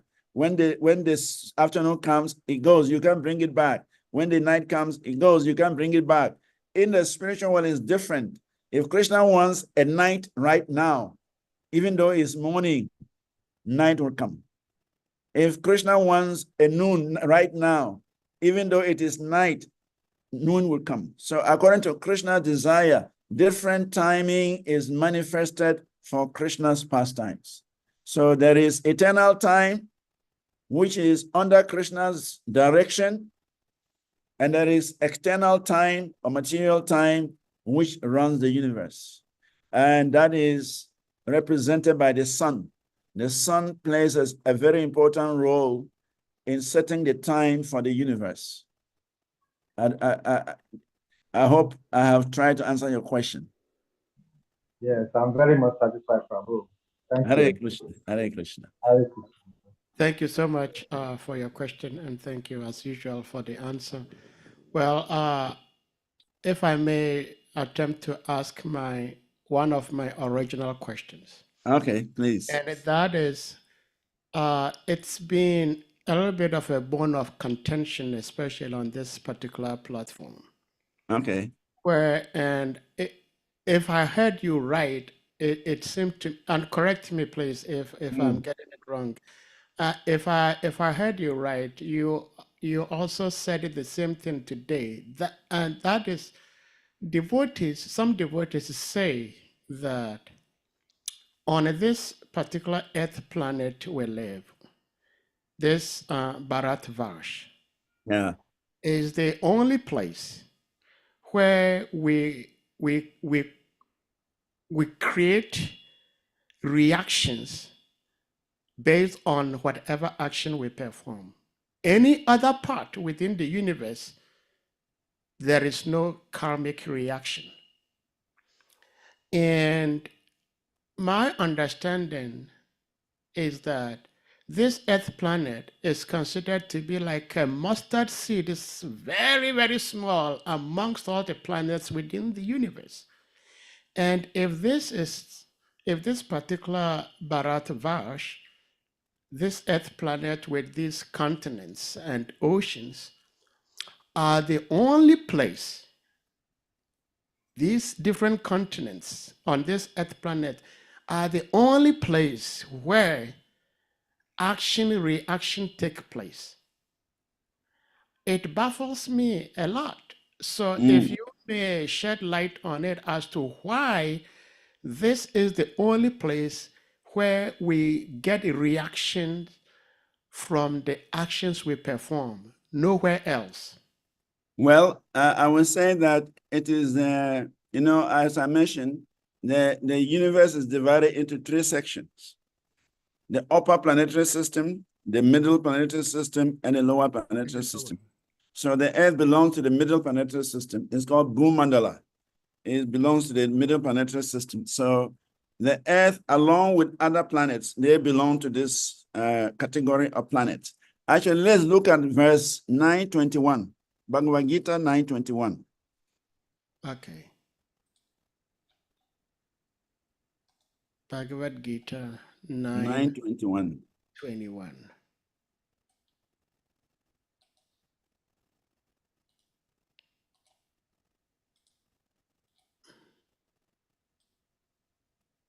Yeah. Krishna is saying here, let me see the, okay. Let me see the verse. It says, Te tam bhuktva swarga lokam vishalam shine punye masya lokam vishanti evam trai dharmam anuprapana gata gatam karma karma labante. Translation: when they have thus enjoyed vast heavenly sense pleasures and the results of their pious activities are exhausted, they return to this mortal planet again. Thus, those who seek sense enjoyment by adhering to the principles of the three Vedas achieve only repeated birth and death. So this planet, that's what he said, they return to this mortal planet again. So if you read the purport, I think Prabhupada says something. It says, one who is promoted to the higher planetary system enjoys a longer duration of life and better facilities for sense enjoyment, yet one is not allowed to stay there forever. One is again sent back to this earth upon finishing the resultant fruits of pious activities. He who has not attained perfection of knowledge is indicated in the Vedanta Sutra, Jarmadya Yataha. Or in other words, he who fails to understand Krishna because of all causes becomes baffled about achieving the ultimate goal of life and is thus subjected to the routine of being promoted to the higher planets and then again coming down as if situated on the Ferris wheel, which sometimes goes up and sometimes comes down.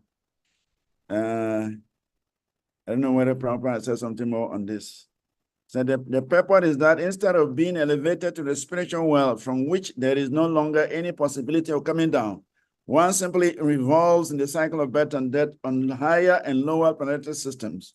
One should better take to the spiritual world to enjoy an eternal life full of bliss and knowledge and never return to this miserable material existence. Yeah, so here is referring to the Earth planet.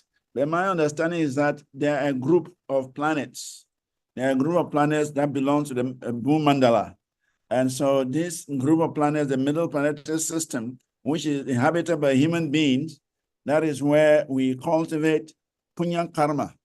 We cultivate pious activities.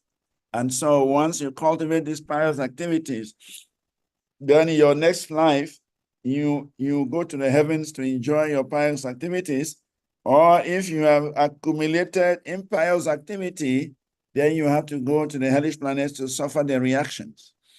And then when that is finished, Then again, you are brought back to the middle planetary system where one can cultivate either more piety or one can cultivate spiritual life and escape altogether. So the middle planetary system are very important because in this middle planetary system, you can experience hellish life and you can also experience heavenly life. So because there is duality, one can make progress. One can choose and make progress. In the hellish planet, is only suffering. No duality there, just suffering. In a heavenly planet, there is no suffering, only enjoyment. So it is said that those who are in heaven, they don't think about spiritual advancement. They are just enjoy and enjoy and enjoy. And those who are in the hellish planet, they cannot think about spiritual advancement. They are just suffering and suffering and suffering. So, but those who are in the middle planetary system, they can compare. They have both experience. Sometimes they are in difficulty, sometimes they are surrounded by pleasurable moments. So like this, they can compare and contrast. And therefore, it is said that those who are taking birth in the middle planetary system, they have a better chance of, taking to spiritual life and escaping material existence altogether. And so much of the piety or impiety that a living entity cultivates is from this middle planetary system. That is my understanding. Though here it is specifically mentioned Earth planet, but I've come across statements like there are a number of planets in the Bhumandala system that the living entities, they can cultivate pious activities or impious activities. And once you cultivate these pious activities, impious activities, then your destination is given, and then you go to your destination and you exhaust either your pious activities or you exhaust either your impious activities. And when that is finished, again, you will come back to the middle planetary system where you start all over again. Well, Hare Krishna. Hare Krishna. But let's say it's almost 2 hours. Harichakra Prabhu, please you may unmute.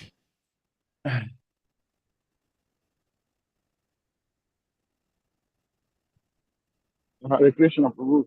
Hare Krishna. All glories to Gurudev, glories to All Prabhupada. glories to you, all glories to Gurudev, and all glories to Prabhupada. Jai, jai, jai. Thank you again for your elaborate explanation about all these discourse. A follow-up of what the questions are there, Prabhu asked. Yeah. So does that mean that on the higher planetary system, you cannot move from there? You just if you just go there to exhaust your pious activity and then fall back to the middle planetary system, then does that mean that on the higher planetary system, you cannot perform any activity that can push you straight from there to the spiritual world?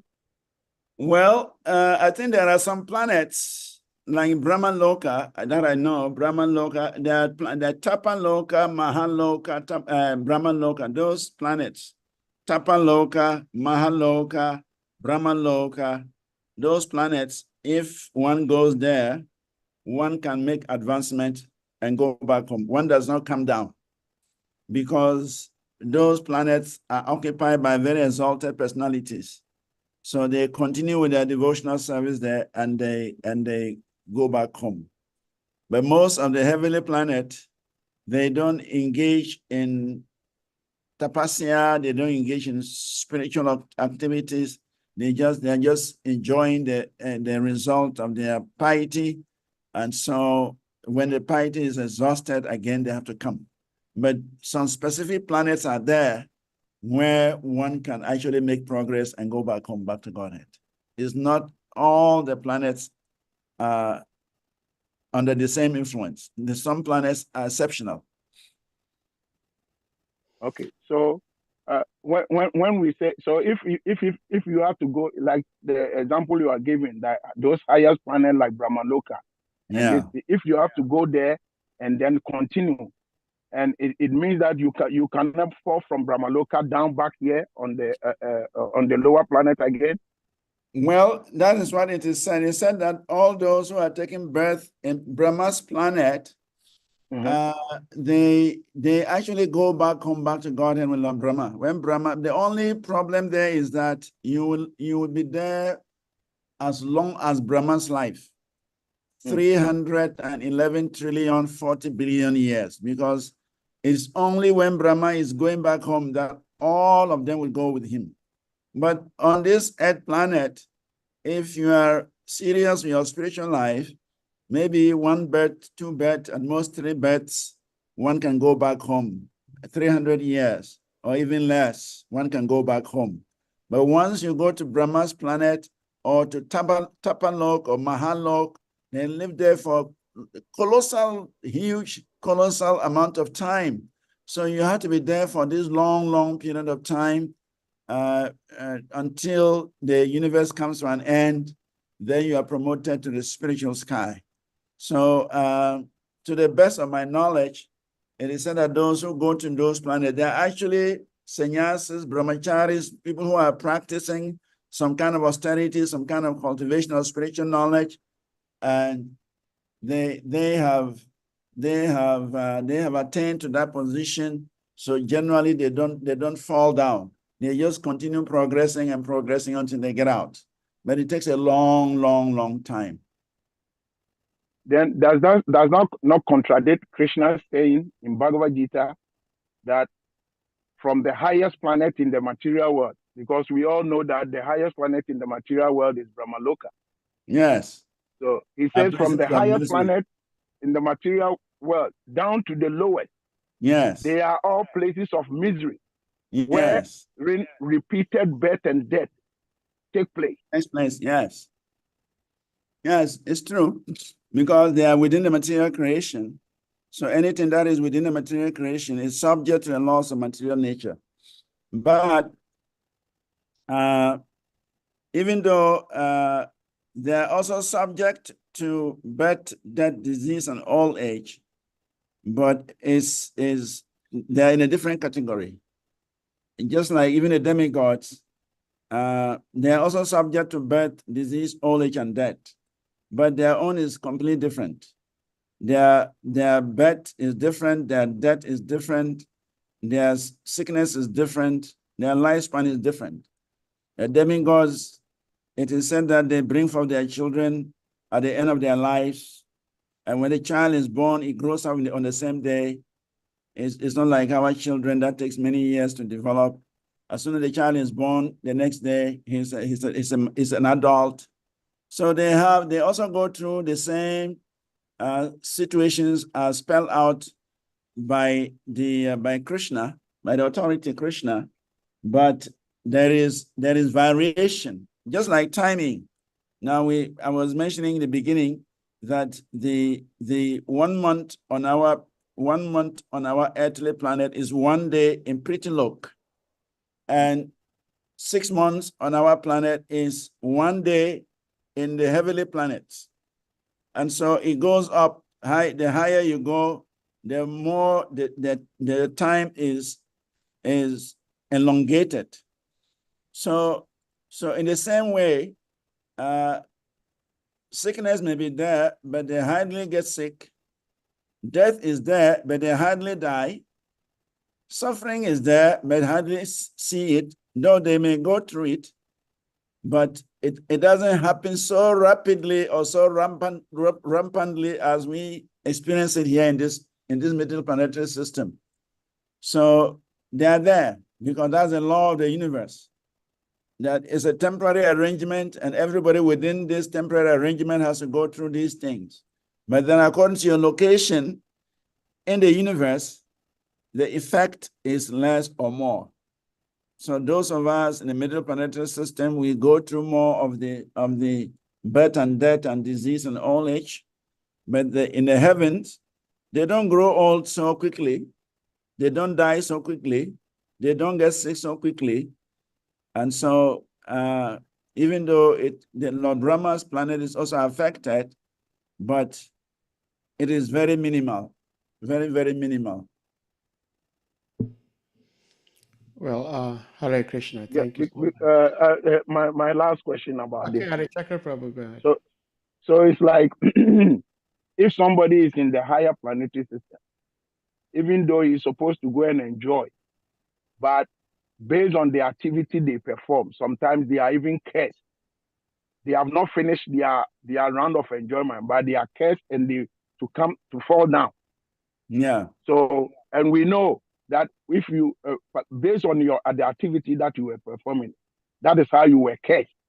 Yeah. So can't we attribute it to you performing an activity that has demoted you? Yes, that's what I'm saying. Whatever we are experiencing here, they also experience it, but it's very rare. It's not very common. Yeah, Okay. it's not very common like how we experience it here. Like King Nahusa, when Indra was absent, he was to be the next Indra, but he misbehaved, and so he was cursed to become a python. He fell down, and many others.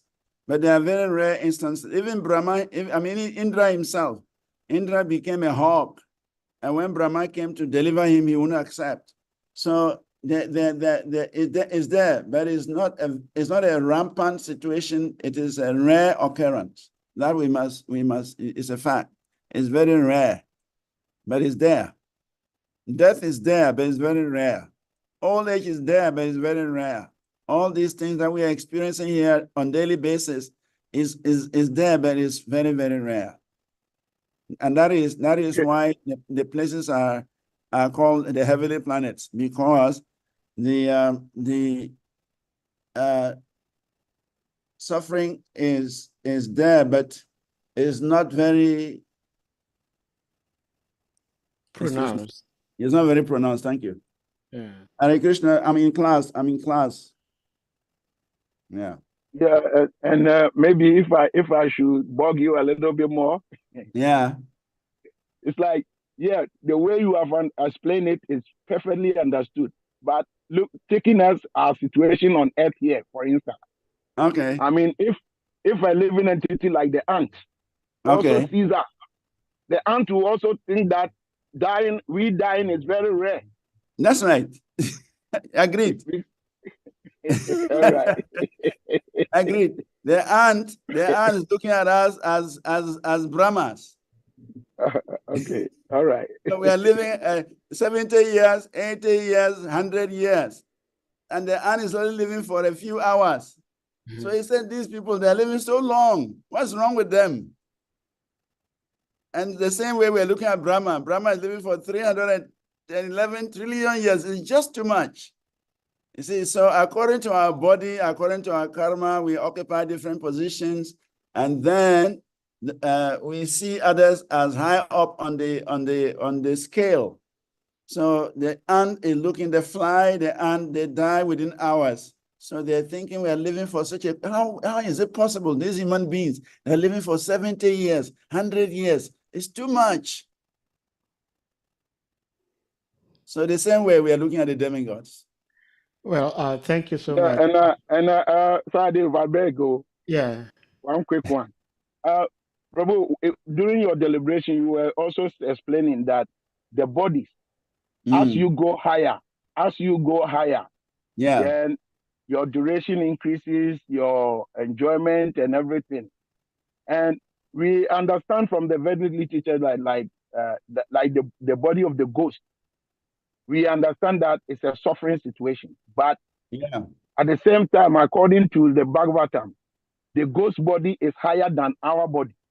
Yeah, gross body, yes. Yeah. Yes. So if going up on the ladder of body, if going up is more superior and more enjoyable than down, so how come if we are thinking that the ghost body is a suffering situation? Yes, because the ghost body is an unusual situation. To be a ghost is it's not a very palatable situation. One is supposed to go to his next destination after leaving this body. But if one fails to go to the next destination due to some abnormality, some behavior, some things he did that deprived him of the opportunity from going forward, then one takes the body of a ghost. In fact, he said a ghostly body is actually a punishment. So based on that,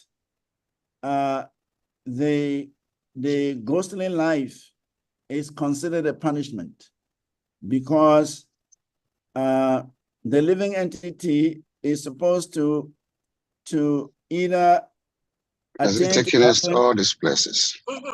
attain to the heavens, or go back home back to Godhead, or takes another birth, takes another body.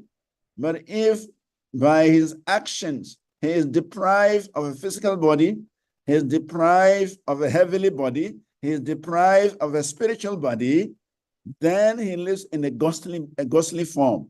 And in a ghostly form, he cannot enjoy the physical life, he cannot enjoy the heavenly life, he cannot enjoy the spiritual life.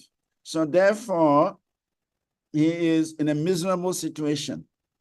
And that is why it is said that the ghostly body is a body of suffering, because he cannot identify with the gross, he cannot identify with the heavenly, he cannot identify with the spiritual. So he's in a situation where he just suffers. And so because it's considered a punishment.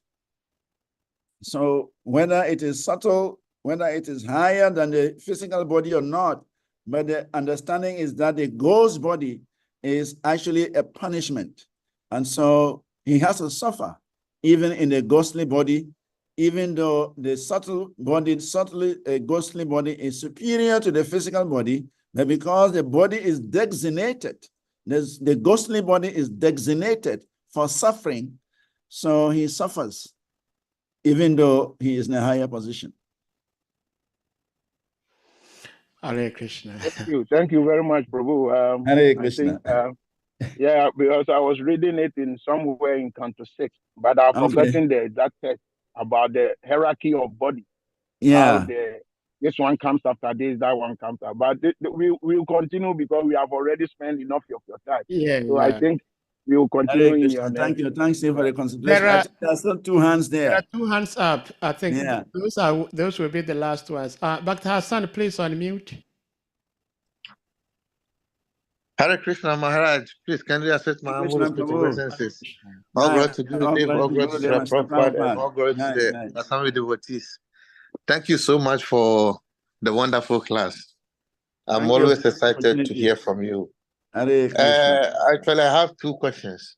My first question is, Sri Krishna, when he comes to perform his lila in the material world, did he come with a spiritual body or he take material body? And the second question is, we have three pictures of Krishna, the one with the blue skin and the white and the black.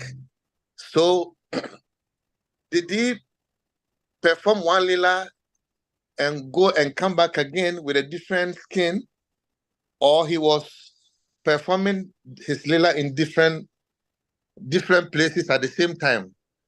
This is my question, Hare Krishna. Thank you. So the first point is that Krishna has no material body. As the first understanding, Krishna has no material body. Krishna's body is always spiritual.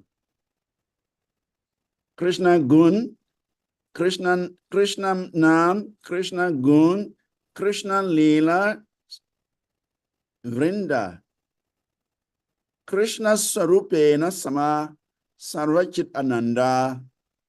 That Krishna's name, Krishna's qualities, Krishna's pastimes, Krishna's form, Krishna's Sarupena, Krishna's form, they are all the same, and they are full of Ananda, spiritual bliss, They're eternal, they're transcendental.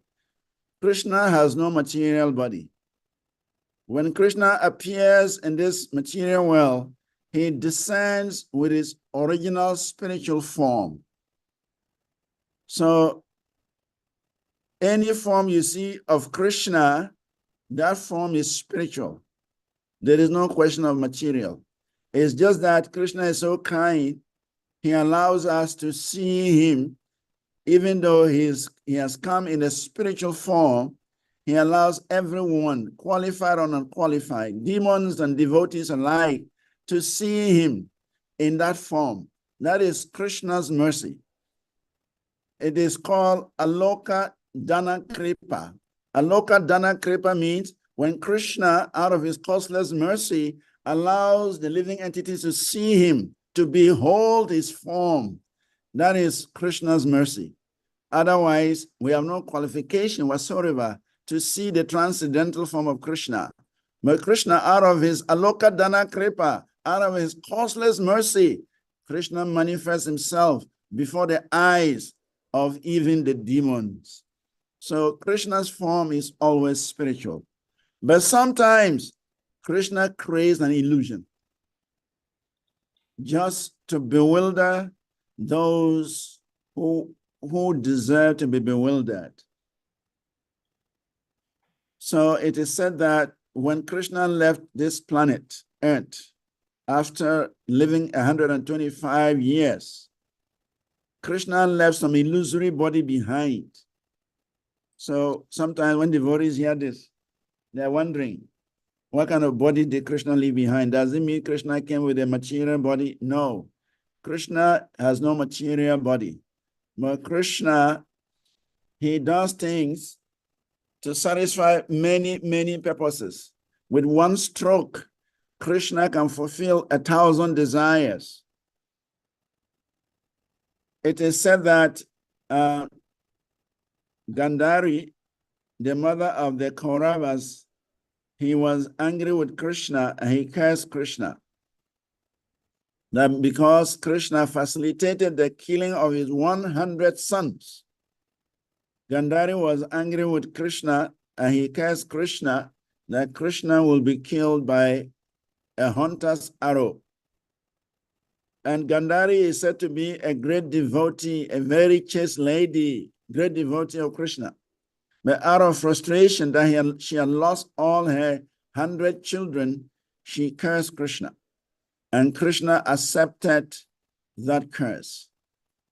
Krishna accepted that curse. He lovingly accepted that curse. What is the verse? The verse in Chaitanya Charitamrita says, Yadyapi Swatantra Nahe Krishna Beda.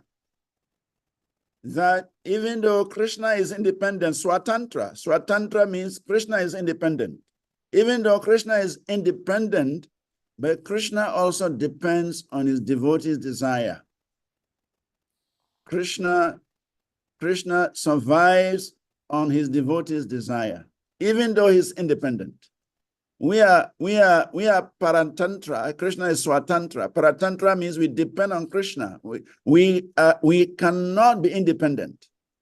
We depend on so many things. If air is withdrawn from the universe, we shall all be dead. If the sunlight is withdrawn from the universe, we shall all be finished. If Mother Earth does not support us, where are we going to walk? So we are very much dependent on so many things. Krishna is not like that. Krishna is Swatantra. Krishna is independent. He's Swarat. So therefore, Krishna cannot be cursed. Krishna cannot be punished. Krishna, he is beyond every material situation. But out of his love for his devotees, Krishna becomes subservient. Krishna becomes subjugated. Krishna allows his devotees wish to prevail over his authority.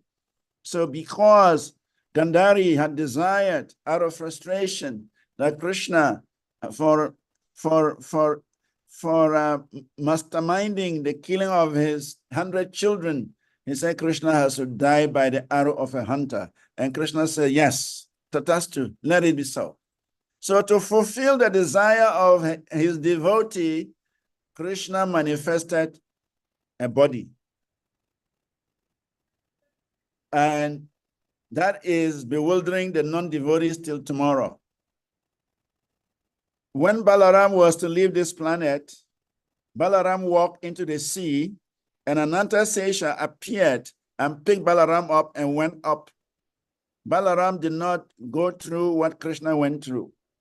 Balaram just walked into the sea. Actually, Balaram disappeared first before Krishna also disappeared. Balaram walked into the sea, and Krishna was watching him. He walked into the sea, and then Anantasesha appeared, picked Balaram up, and went up into the sky. So if Balaram is able to disappear by this arrangement, what prevented Krishna from also going through the same arrangement? After all, Krishna is superior to Balaram. Krishna is the original Balaram. So if Balaram can leave this material world via the medium of Anantasesha, why Krishna cannot do that? But because Krishna wanted to fulfill his devotee's desire, Gandhari's desire, Krishna arranged that Jara, the hunter from the spiritual sky, a devotee from the spiritual sky, appeared as a hunter in this world and shot Krishna in the foot. Krishna cannot be killed. Krishna is beyond death and birth. But Krishna can arrange in such a way that it looks like he's taking birth from the womb of Devaki. He's taking birth from the womb of Yashoda Mai. He's taking birth from the womb of Sachimata. He's taking birth from the womb of Diti. So these are Krishna's activities are subservient to the devotee's desire. The devotee wants to have Krishna as a child, and Krishna agrees to appear in that family as the son of that devotee. So similarly, Gandhari wanted Krishna to leave this world by means of a hunter's arrow. And even though Krishna can live in any way he wanted, he accepted Gandhari's curse. And so Krishna created a body that will satisfy Gandhari's desire. But Krishna went back home. Krishna went in a chariot with many devotees. Krishna took many devotees back home, back to Godhead in a great chariot. But just to deceive the demons that he died by the arrow of a hunter, Krishna left behind some illusory body. But Krishna is not subject to death. Krishna is subject to birth. Krishna is not subject to old age. Krishna is not subject to disease because everything is within his control. He is Swatantra. So therefore, Krishna's body is transcendental. The colors you are talking about, actually, the actual color of God, Prabhupada says, is like the sky. When you look at the sky, that is called Sham. Sham is not blue, is not black. The color of the sky, Prabhupada said the color of the sky reflects Krishna's color. And because the color of the sky, Prabhupada also said, is a reflection of the Brahma Jyoti, and the Brahma Jyoti is a reflection of Krishna's body. So the Brahma Jyoti, the sky, all of these are simply reflecting Krishna's color. Now, sometimes Krishna may appear a bit darker or even blackish, but it's just a matter of pastime. If you go to Vrindavan, they have a story that when Krishna fought with Kaliya serpent, there's a story, there's a Kaliya Ghat, there's a lake where Krishna fought with a huge snake with 1,000 hoods, and this snake was spitting poison on Krishna. So it is said that after Krishna wrestled with the Kaliya and punished Kaliya and sacked Kaliya from that ghat, the poisonous saliva that the snake spat on Krishna, they said that changed Krishna color from the light blue sham to dark to the blackish color that we see. That is the story they have in Vrindavan. But we must understand that all colors are within Krishna.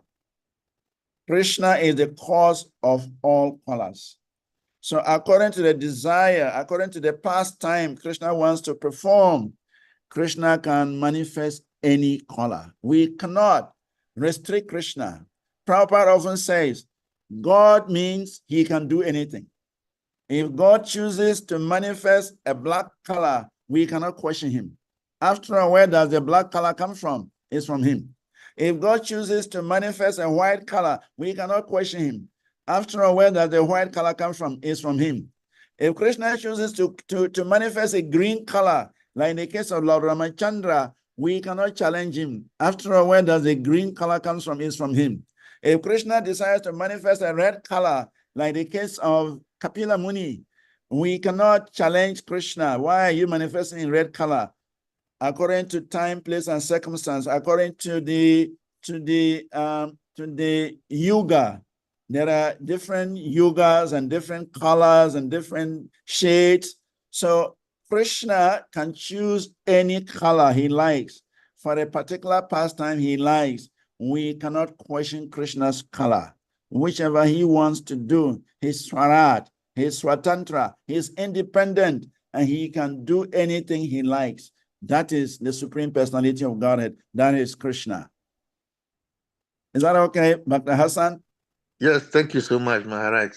Thank you so much. I'm very, very grateful. Hare Krishna.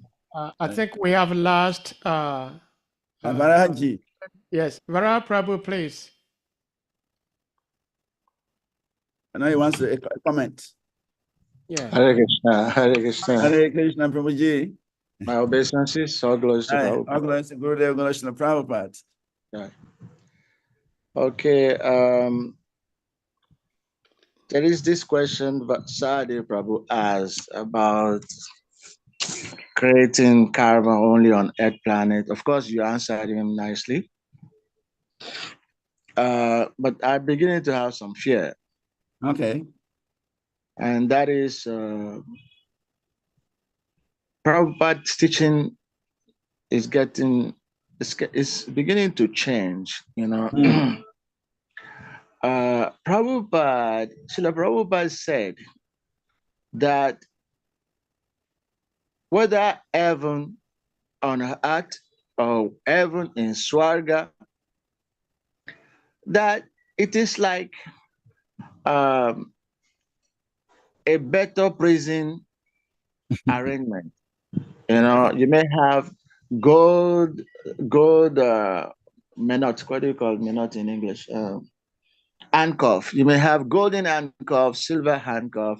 You know, that this heavenly arrangement is just like, you know, so Prabhupada never really in any time spoke like we should think that we can go to heaven to enjoy. And it's not different from what Krishna says, that verse that Adhichakra Prabhu quoted, you know, Abrahma Bhuvana Loka. Yeah. That is the teaching we had from Prabhupada. We never really, in any time, made us to think that we can desire to go to heaven to enjoy, because, you know, he just said, you know, they're all places of misery, like Krishna said. And he said that it is like a prison, there's a prisoner desiring to have a first-class prison arrangement. Prison is prison, you're not free. Prabhupada never at any time spoke in any way like heaven is a place that we can desire for any reason. But the kind of things we are hearing now, oh, heaven, you just go to enjoy. Oh, heaven, you don't create karma there. Oh. So I begin to think that, and this thing is coming from India. Because most devotees who are not from India origin, you know, they don't, I mean, from the way you answered, it's different from what those who are based in India are saying. It's different. So I'm beginning to think that something is entering into our teachings. You know, people beginning to color, change, modify because of, you know, certain people who desire, who think they're going to heaven is something. I'm afraid. I'm beginning to get, because Prabhupada never talk about heaven the way we are hearing now. You know, that you can just go there and whatever, only hard places where and all that stuff, you know, it's not in Prabhupada's teaching. So I just made this comment to say that whatever is the situation in heaven, Prabhupada said is like another prison cell with gold, you know, with golden chain. Chain is chain. Right. Yeah. No, this is, I just want us, you know, to be careful so that, you know, certain things coming from India do not pollute, you know, pure Krishna consciousness teaching Prabhupada left us. That's my small comment. Thank you. Hare Krishna. Thank you. Yeah, I think it's taken note of. It's true. Yeah. Okay. Thank you so much. We've already spent 2 hours, 30 minutes. That's what happens when you're eating something that is so sweet. You just can't stop eating. So at this point, we're going to humbly request all the devotees to kindly unmute, and we all chant Hare Krishna Maha Mantra to express our appreciation to our revered speaker, His Grace Srivas Vanacari, please. Hare Krishna, Hare Krishna, Krishna, Hare Hare Hare Rama, Hare Rama, Rama Rama, Hare Hare.